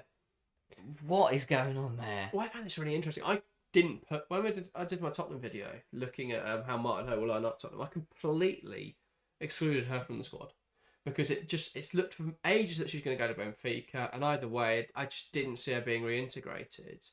Obviously, now that deal has fallen apart. Yeah. So what does Hayley Raso do now? I just don't see a way back for her at Tottenham. She was so poor last season when she was called upon. She doesn't really fit what I think Martin Ho will want from his wide players. I just don't think she offers as much as Matilda Vinberg does on that left wing. Maybe put her on the right because Naz was really poor as well last season. But I just feel like this whole summer they've considered Raso to be out of the camp and not part of the squad, and now suddenly, because that deal's fallen apart, she's either going to be put, just brought back into the team, or she's just going to stand around and do nothing. So I'm lost as to what they're going to do there. Yeah, because my problem with it is that I think her market value and her stock is so low right now. No one wants Raso because she was so poor last season. Do you think if Matt Beard went to Leicester, he would try and get Raso? Potentially, they've got Loan a lot, deal or they've something? got Is a that lot one? of players though. They've got lots of wingers. They need defenders. That is true, but yeah, I just think potentially attack midfielder. for her it would be a shame if a transfer this summer has sailed past this window because she will be stuck at Tottenham where she isn't needed. Yeah, she spent the whole time trying to get to Benfica, and then if that doesn't happen, I think she'll be a bit annoyed about that. Yeah. I don't think it's all. It could be 6 months where she doesn't play loads for Tottenham, and then she gets like an end of a sell move or something like that. But yeah, Raso's last few years have been so confusing, just bouncing around clubs. I'll be intrigued to see where she goes next. Yeah, again, she was another one where when she joined Tottenham at the start of last season, it was everyone went mental because oh my god, Hayley Raso's back in the WSL. But again, when you sit back and you look at it, like we have with some of the London City signings, you go, is that really a good deal? And obviously, it proved not to be. Well, yeah, it's a sort of a signing for the reputation and statement over it being a correct tactical fit. It was never a signing Villaharm wanted. And that's why I do feel Robert Villaharm was somewhat harshly judged because he wasn't given play. A large part of his system that worked the year before last, in his first season at Tottenham, was that Clinton and Bees were really good ball carriers, so that was how you progressed the ball. And so what Tottenham did was lost both of those and replaced them with no one in the case of Clinton, and then Raso in the form of Bees. I mean, they're completely different profiles. And obviously, we saw them really struggle to progress the ball last season. Their midfield looked old and stale because a midfield of Sunderland, Spence and Arsenal, what they're relying on is someone else to do the ball carrying because they're not going to be able to drive that ball forwards. None of them are particularly fit anymore. They're all, at that age of 30 or just over that peak. And so to rely on them to make up that ground was so difficult. They tried to pass their way out of it and they kept losing the ball because the players weren't technically gifted enough. This is what they tried to do at Tottenham is have Nilden, who's a ball carrier, use Naz on the right-hand side, who definitely can carry the ball, but she wasn't using that role with Villaharm. And that's, another reason Villaharm failed is just didn't use players in the right positions. Well, the amount of times I saw Martha Thomas shoehorned out wide or put in the middle and Beth England shoehorned out wide didn't make any sense. But they're going to look to be a lot wider this season, Tottenham. They're going to look to try and progress in the wide areas, which I think will work much better. I don't see Raso being a part of that, unfortunately. So I just don't see a way back for her. I don't know where she goes from here. I don't know if there are any A-League clubs which have the money to be able to afford her. But that would be sort of this huge homecoming. Yeah. And as I say, really struggle to see who would want Hayley Raso right now that can afford her. Yeah, it's a shame because on her day, I think she's a very good player, but I think her days are probably at the top level are probably limited, if not over. The Instagram story or whatever it was, the post that she put out. I want to try. Can we find it quickly? Yeah, because if you haven't seen this, I think was it last night, Raso put out the most cryptic and bizarre story that I think I've ever read. I think we read it 3 times and still made no sense of it whatsoever. So I mean, if you haven't, hopefully Jack can find it. So if you haven't heard it, you know what we're going on about. There you go. But if you've seen it, you'll know it was just really weird, really weird. Give me a sec. And I think that it's one of those where it'll make more sense once you read it out. But I just thought, what on earth's going on there? Like, what on earth are you thinking by putting that out? I mean, it didn't really say anything. That was the main problem. I thought it was going to be like, when these players come out and put a story out and it's like, oh, clearly there's a disgruntlement, they're going to leave, or oh, clearly this has happened. But, I don't know. It didn't really allude to anything that made any sense to anyone. It was more just like, this is a statement. And it meant there was no... Statement of frustration, but no aim or direction behind it.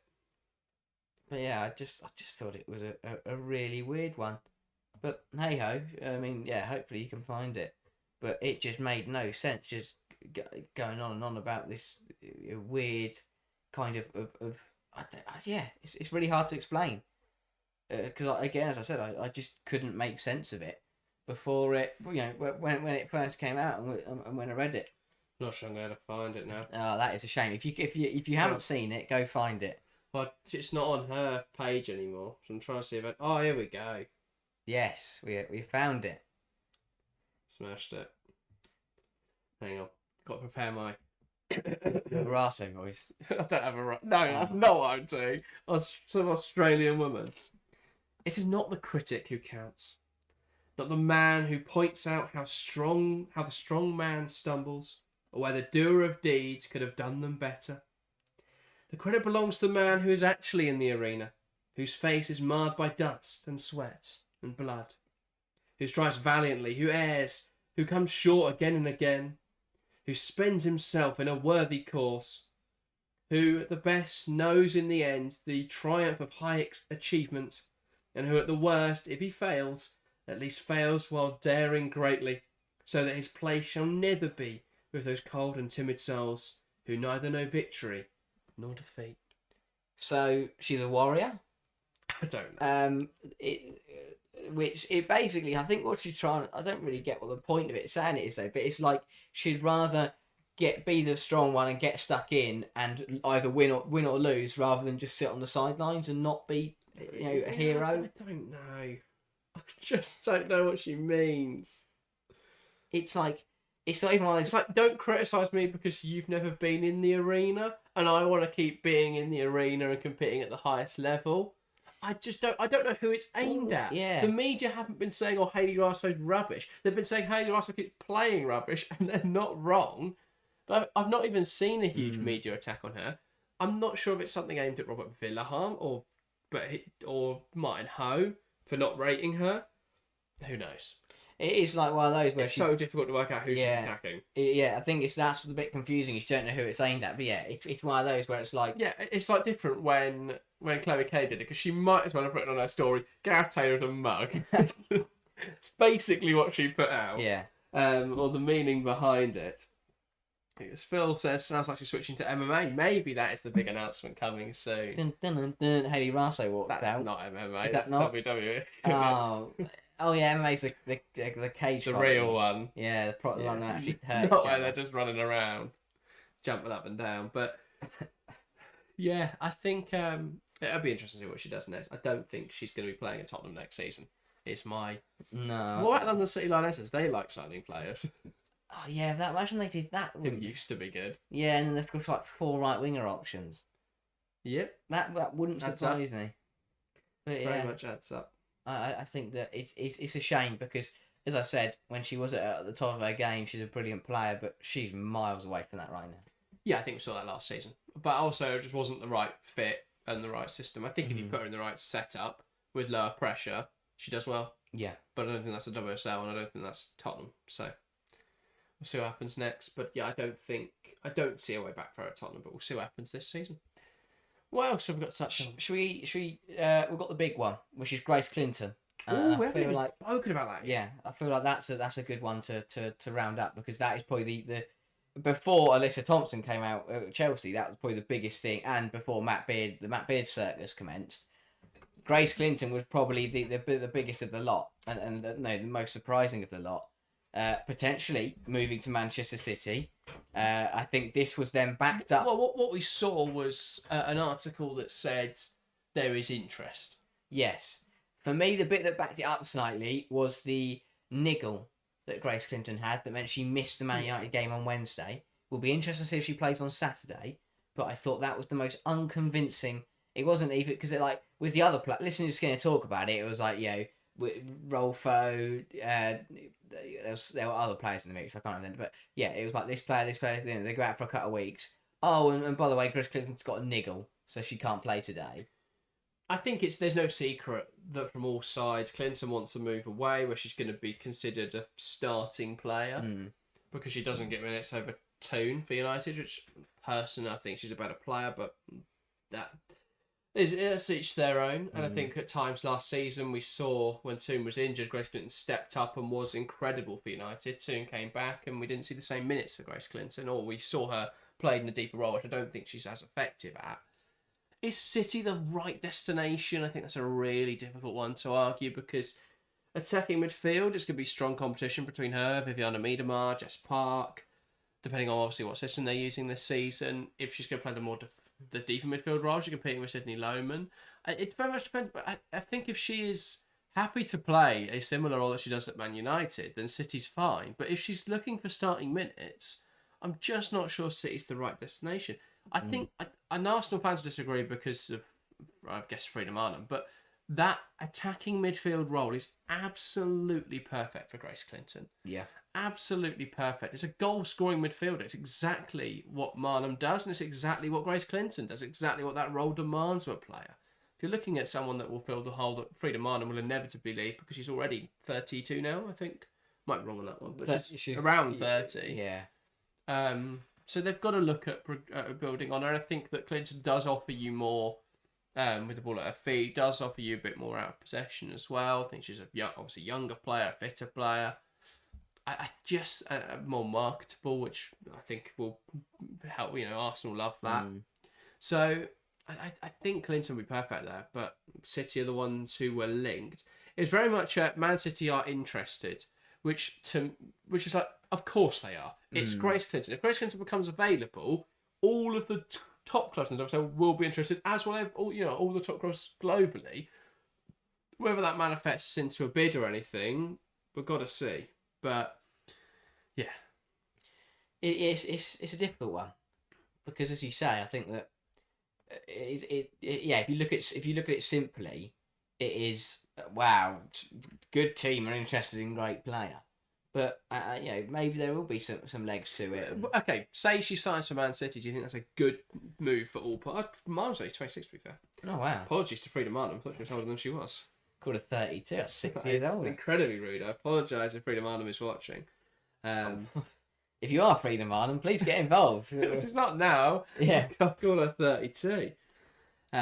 Do I think it's the right move for all parties? No, I think it would be stupid for Man United to let her go. I think it would be stupid for Clinton to go to a team where I don't see an upgrade. And what about for Man City? Oh, it works brilliant for Man City. Now, a brilliant player on their books. I'm sure they'll be licking their lips. But for United and Clinton, it makes no sense whatsoever. Because I think that we've seen that Mark Skinner. As Mark Taylor. I think he'd be Taylor and Mark Skinner combined. Hated man on the planet. Chloe Kelly's worst nightmare. But I think that we've already seen that Mark Skinner has learned his lesson, and he will now not force Clinton and Toon into the team. So I don't think there's a massive risk there that Clinton won't play, especially because she can play in the pivot as well. But obviously she wants to play every game as a number 10. And that's the thing. I think at City the difference is because Park can play a different position and Miedemar is ageing and can play up front, and Clinton could also play deeper. It means that a lot of those players can coexist, whereas obviously Clinton wants to play in the 10. I think she's happy to play a deeper role. I don't think it's her best position though. I don't think at United this season I wouldn't want to disrupt that pivot of Ziggy Otioma and Miyazawa too often.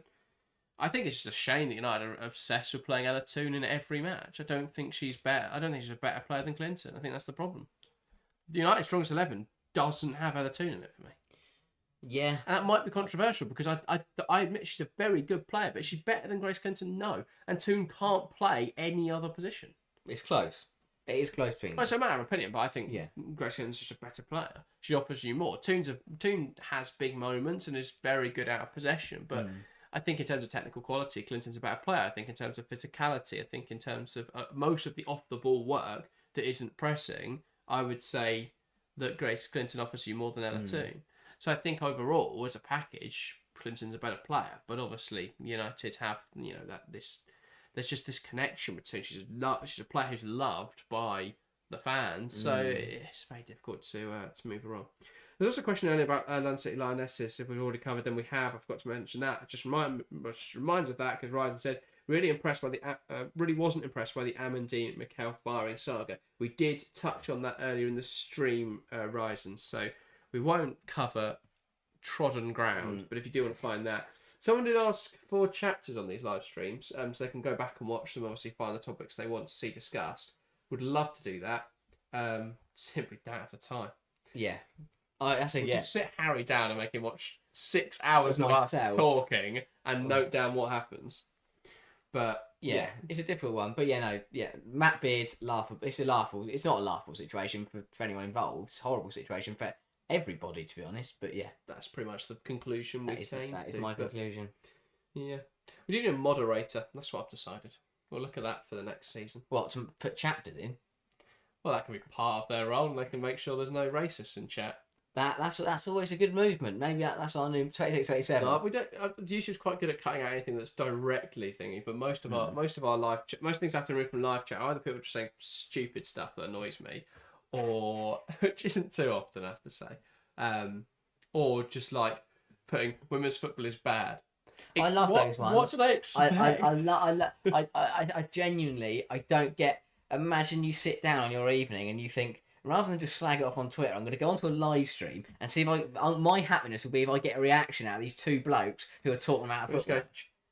Block. Yeah. Well done, you Bella. I like to think that he doesn't realise, because I assume it's a man who's doing this. I'd be very surprised if it wasn't. Well, that is true. Let's not. There are sexists across both men and women. Yeah, exactly. Somehow. Yes. But yeah, there is. I like the thought they're sat there refreshing, going, "Why isn't my message sending?" But yeah, who says I prefer Toon? She receives the ball really well. Each their own. I don't think she receives it better than Clinton. I think Toon's a better big game player. I think she's got a big bet.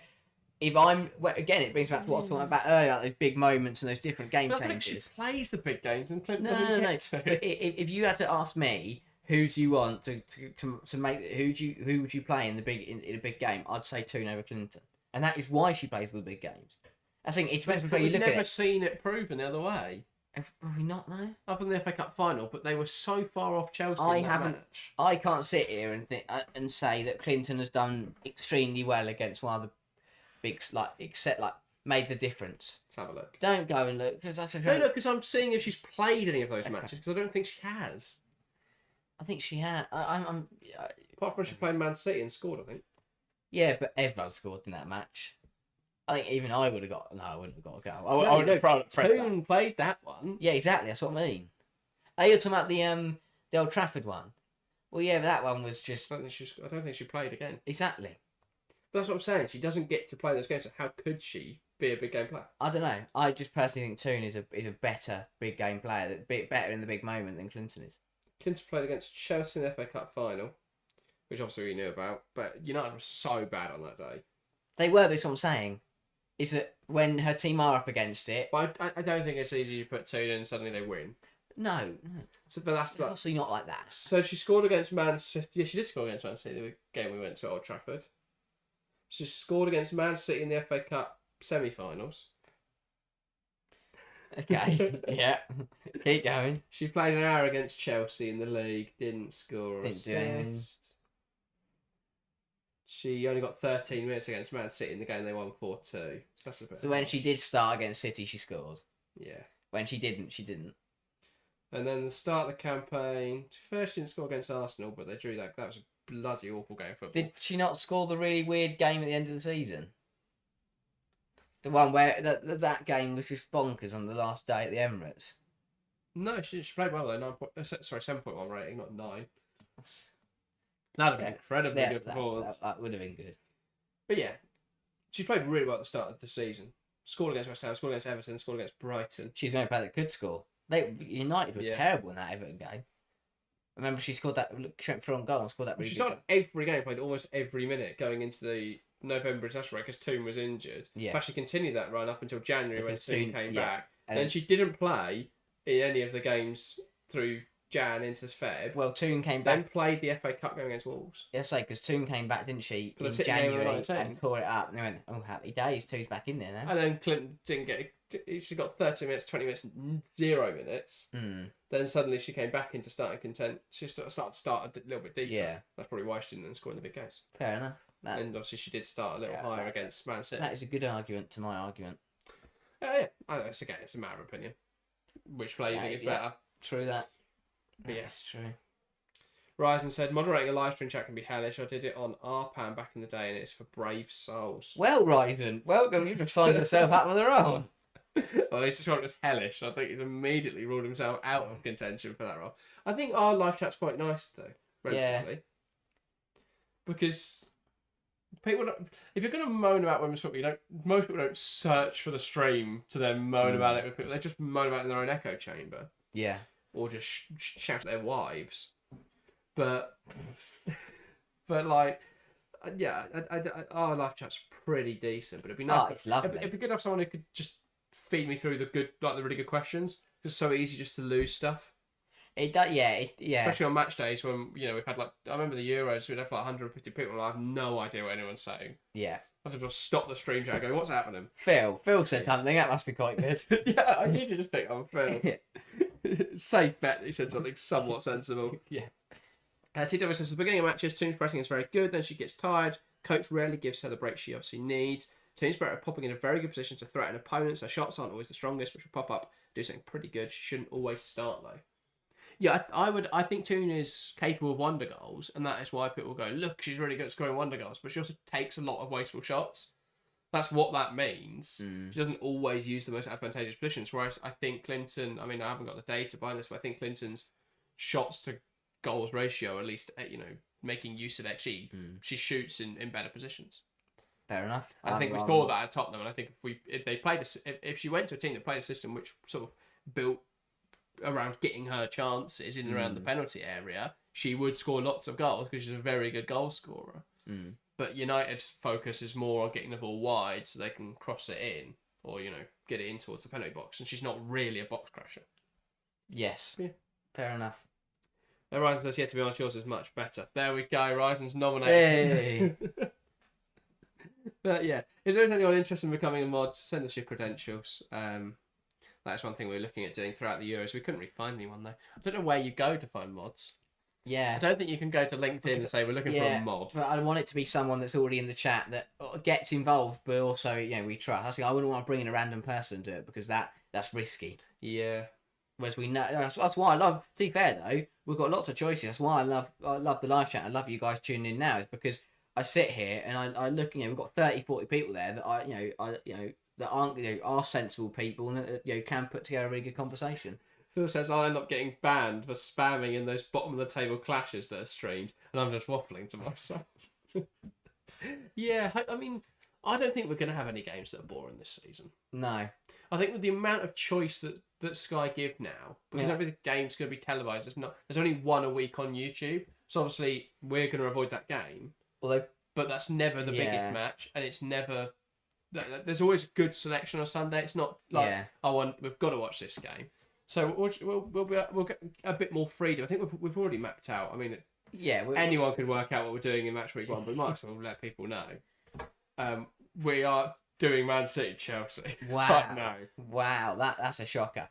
That is a shock. But yeah, I think that do keep tuning in, guys. Especially as Phil says, keep talking. I'm gonna need people to talk to next year.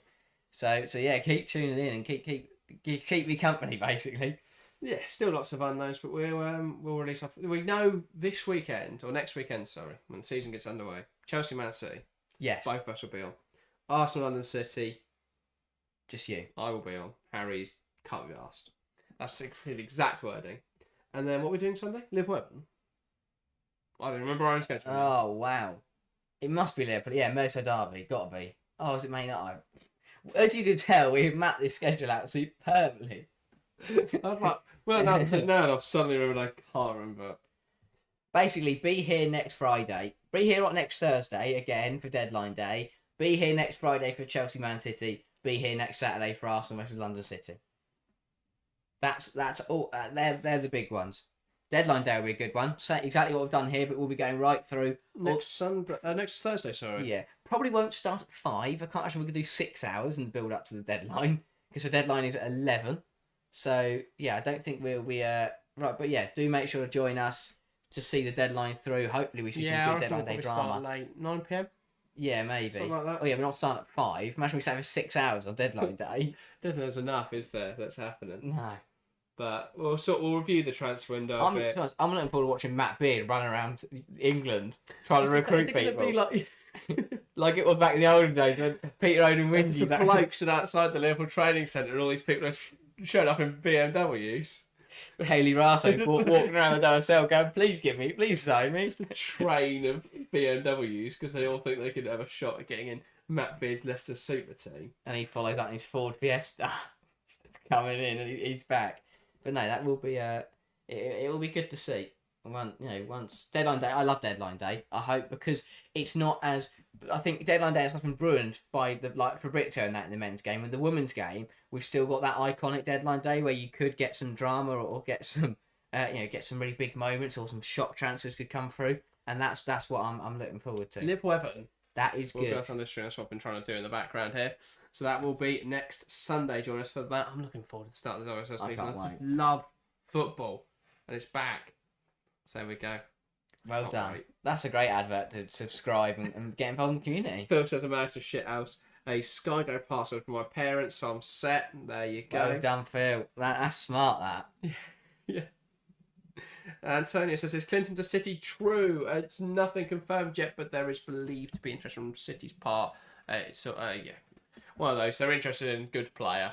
Whether that's going to result in a move, we'll see. There's only a week to wrap things up now, but still a lot that could happen. Clinton could move from red to blue. We could see Alyssa Thompson move from the USA to the UK. And we could see Matt Beard in at Leicester City. Or we could see Matt Beard not. He is be running around on deadline day trying to sign anyone he can for his Leicester team. Phil says, you lads should really watch the old West Ham BBC series. That's really insight into the pre-Euro WSL. Might have to give it a watch. Maybe we should do what some of those other streamers do, which I feel like is robbing a living, where we watch the series on stream. And Peter watch us to watch the series, but also watch our reaction. So we're just in the corner where we're just sat here watching TV, and then every so often we pause and go, well, isn't that interesting? And then we press play again. Or we just start to reacting to other WSL content. So we just watch other people's videos in the space and go, that's a good point. I like that one. Yeah, we basically just do none of the work. We do all of them. No, that's no, yeah. What are you on about? I don't know. Have you put away your list of my list is now? If anyone in chat's got anything to touch on the last 10 minutes, Phil says, yeah, get that React money in. Yes. That's already what we do with the live watch-alongs. I'm looking forward to being back. We were supposed to do the United game, but because we couldn't do... I wasn't paying £7.99 for NUTV for a month of Man United television. Apologies. But I haven't seen... And it was 11 a.m. So many things are wrong with that. Yes, many problems with the Champions League qualification stage. And but it does confirm United won't be in the Continental Cup. They'll either play in the Champions League or the Europa Cup. They should beat Hammarby, and then they'll be into the... That's the thing I've heard no one talk about, because I don't think anyone really knows it's happening. I don't even know if UEFA know it's happening. No. I haven't heard anything about the Europa Cup. Is it going to be broadcast? Where is it going to be broadcast? Who's actually going to play it? Because they still haven't worked that out yet. All I know is there's a two-legged final that immediately puts me off. Yeah. I can't stand that. That really annoys me. I do broadly agree. I think it just killed the sort of spirit of the final. How can you can't... That fight... The mentality of a final is... It's 5-0 one week. And Exactly. you've got to shut to a final the next week, but it's pretty much over. The mentality of walking out onto a pitch to play in a final is different. It's a completely different breed. Phil says, is Champions League still free on the Zone this year? Nope. That's gone behind a paywall as well. So that's going to be another cost. That is now on Disney Plus, apparently. Yes. Hold off on buying Disney Plus until everyone knows. There's going to be one game a week in the UK free on BBC. We know that It'll much. probably be in English. It's always going to be in English, because I think they've confirmed that. It's going to be Arsenal every week. Yes. Is what it will be. That is true. The other thing we could have is English clubs meeting in the Champions League group stage now. That is also true. which could add a little bit of spice because of how it. We could also see Chelsea Barcelona in the Champions League group stage. We get all sorts of games like that because of how it works now. We're going to see just teams facing. You just get 6 random opponents rather than playing the same teams away and at home. So it's going to be really interesting to see how that works. Phil says, "Oh, that's a bit of a ouch. That's a bit of a stinger." Yeah, I've got to buy Disney Plus. I don't. Surprisingly, I know Harry loves Moana, but we don't have Disney Plus. He just has to watch the clips on YouTube. So we haven't got Disney Plus, so we'll have to get that before the Champions League is back. But to be fair, I don't think the first match week is till October. So I haven't got to worry about that. Ryan says, "Sucks you don't already own Sky or other sports-like packages." Very true. We had this conversation last week, didn't we? Because someone wrote in. It's positive and negative. And asked about it. I understand it's frustrating from the fans' point of view, but at the end of the day, it's a necessity to grow the game. Yeah.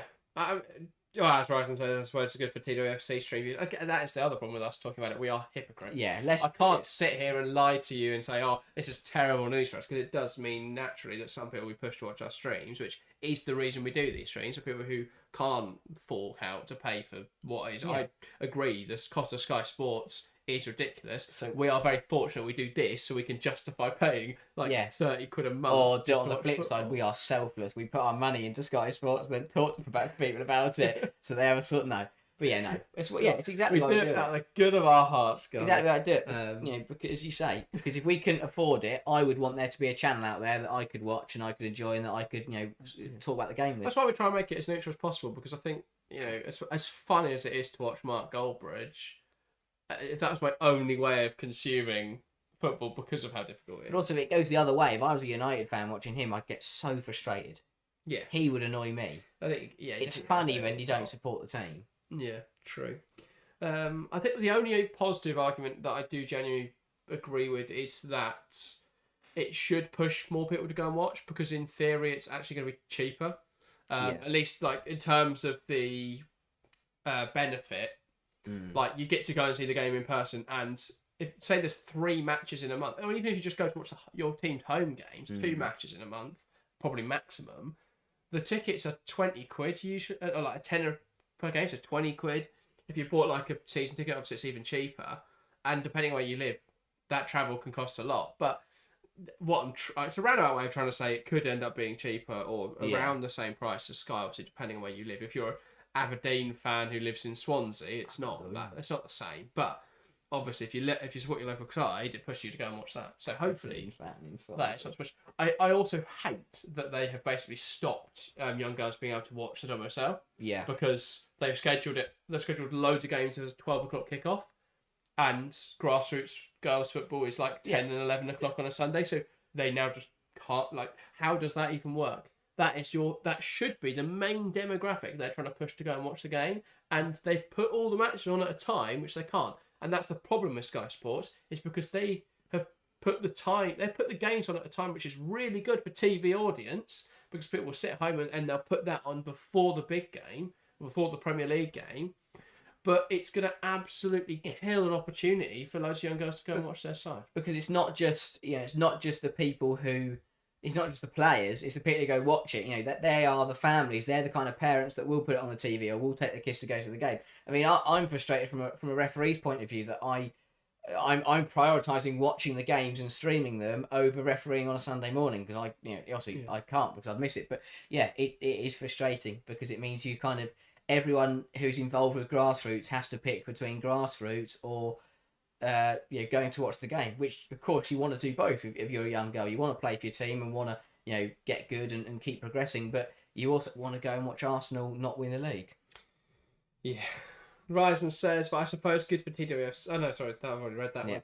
Phil says, you lads are a perfect alternative to the commentary teams. Thank you, Phil. Last season, it's really poor from WSL recently. I'm losing confidence in their ability to grow the game. I think they need to consult people in the who watch the women's game.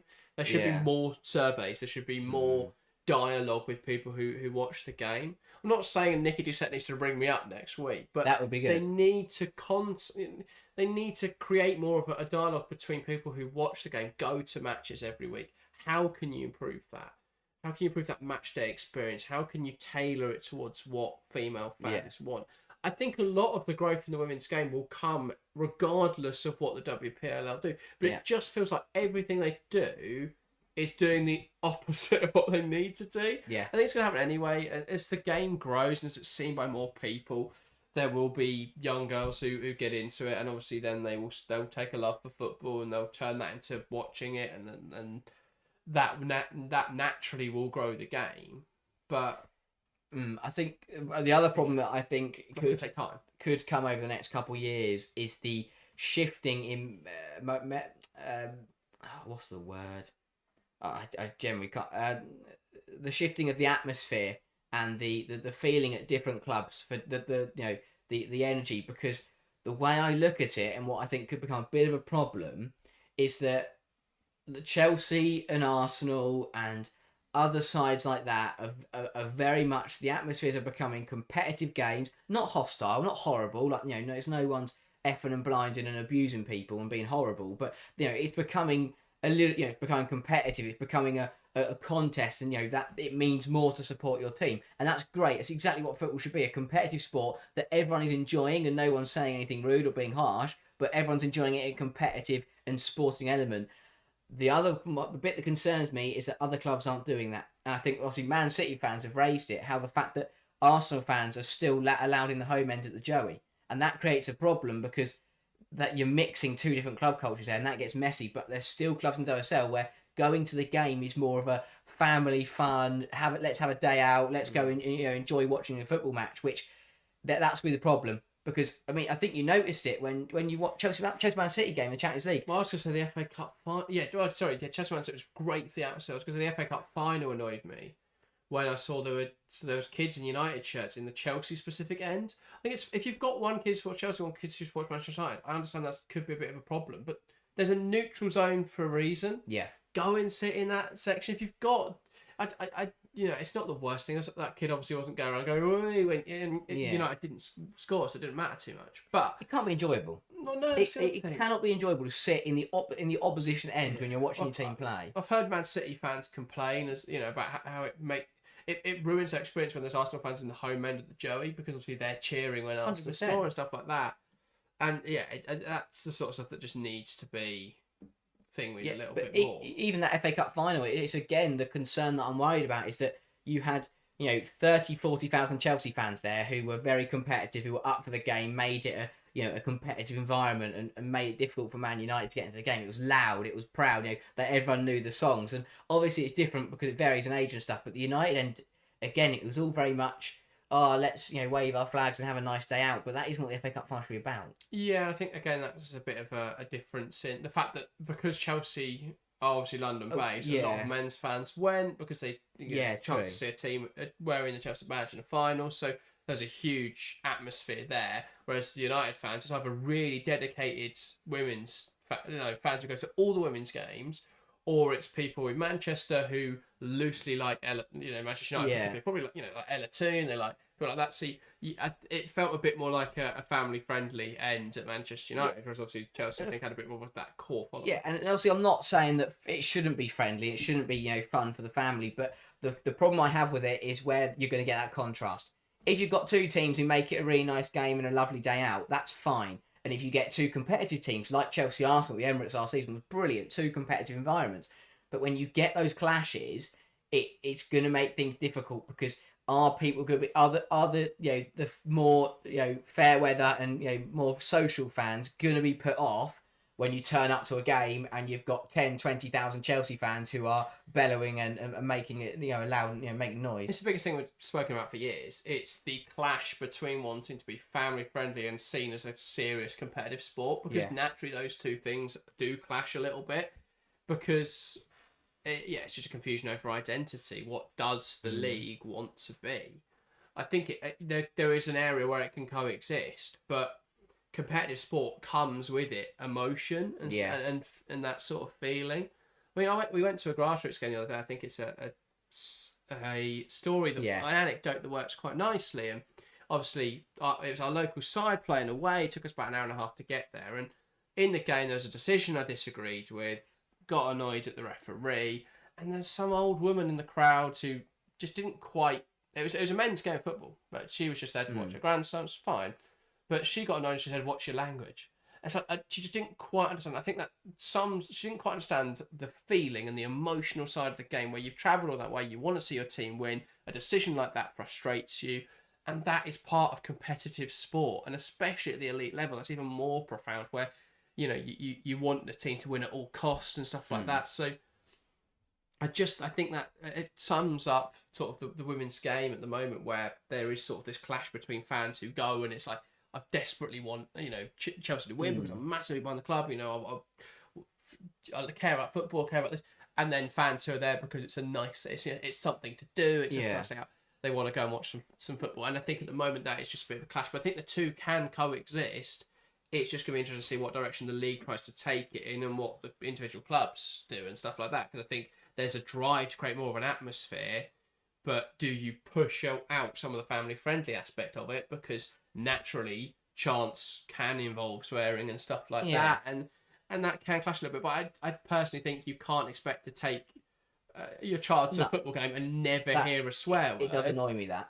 That is part of life. I think personally, especially from where we have to go to get to the Chelsea games, I don't spend loads of money on train tickets and travel a couple hours to have a nice day out. I go there to build an atmosphere, watch my team win, and get involved in the competitive element. If I accidentally swear, I don't want to be tapped on the shoulder by some middle-aged woman behind me and go, "Please don't swear, my kid's behind you," because that's not what football is. That's not what I'm there to do. I haven't gone there to have a good time, and if Chelsea get battered, go, "Oh well, that was only a few, couple £100 that I spent to get here, but I had a nice time when we lost 5-0. That's not how football works, really. Yeah, well, I think that's a nice place to round things off. Rather than saying, my favourite way to watch last season was to sync this stream, was the game and the stream, and then mute the game comms. So thank you very much, Rise, and hopefully more people get on board with that next season, and we'll see what happens there. But the ideal, because the problem for us now is that I absolutely love doing this, but it does make it difficult then between choosing to go and watch games and obviously doing the live shows. What I'd love to have is to do the commentary at the games for this. Yeah, or again, it all comes to travel times. If we lived 10 minutes away from Kings Meadow, we could still stream the earlier game and then go and watch Chelsea. But because of the travel times, it takes the whole day to get to and from the game. So it's not like we can watch a game, hop back home, and then go and stream the late kickoff, because that doesn't work. Maybe we should get a studio right next to one of the big grounds in the Emirates. That would be good. Yeah, that would be good. Anyway, that is where we'll round things up today. I hope you have enjoyed the live show. It's been another lovely 2 hours to just discussing random women's football transfer news. We're back with more. It's deadline day next Thursday, so that'll be a later show, but the same sort of format. Hopefully we still see some people if it's not past your bedtime. Phil, that should be a good one. Probably about 9 p.m. I reckon. Deadline 11 p.m. So we're going to see in the transfer window deadline and see what happens if there's any big moves at the end of the window. We'll be summarising the transfer window as well for all clubs, that sort of stuff. So look out for that. Should be a good one. Then obviously we'll be straight into the full-blown WSL season. We'll be covering games every weekend. So look out for that. I can't wait personally. It's going to be a great season. WSL, Conti Cup, FA Cup, Champions League. Subway League Cup. Subway League Cup will be across it all this season. So look out for all of that. That is everything for us today. Thank you guys very much for watching, and we'll see you next time.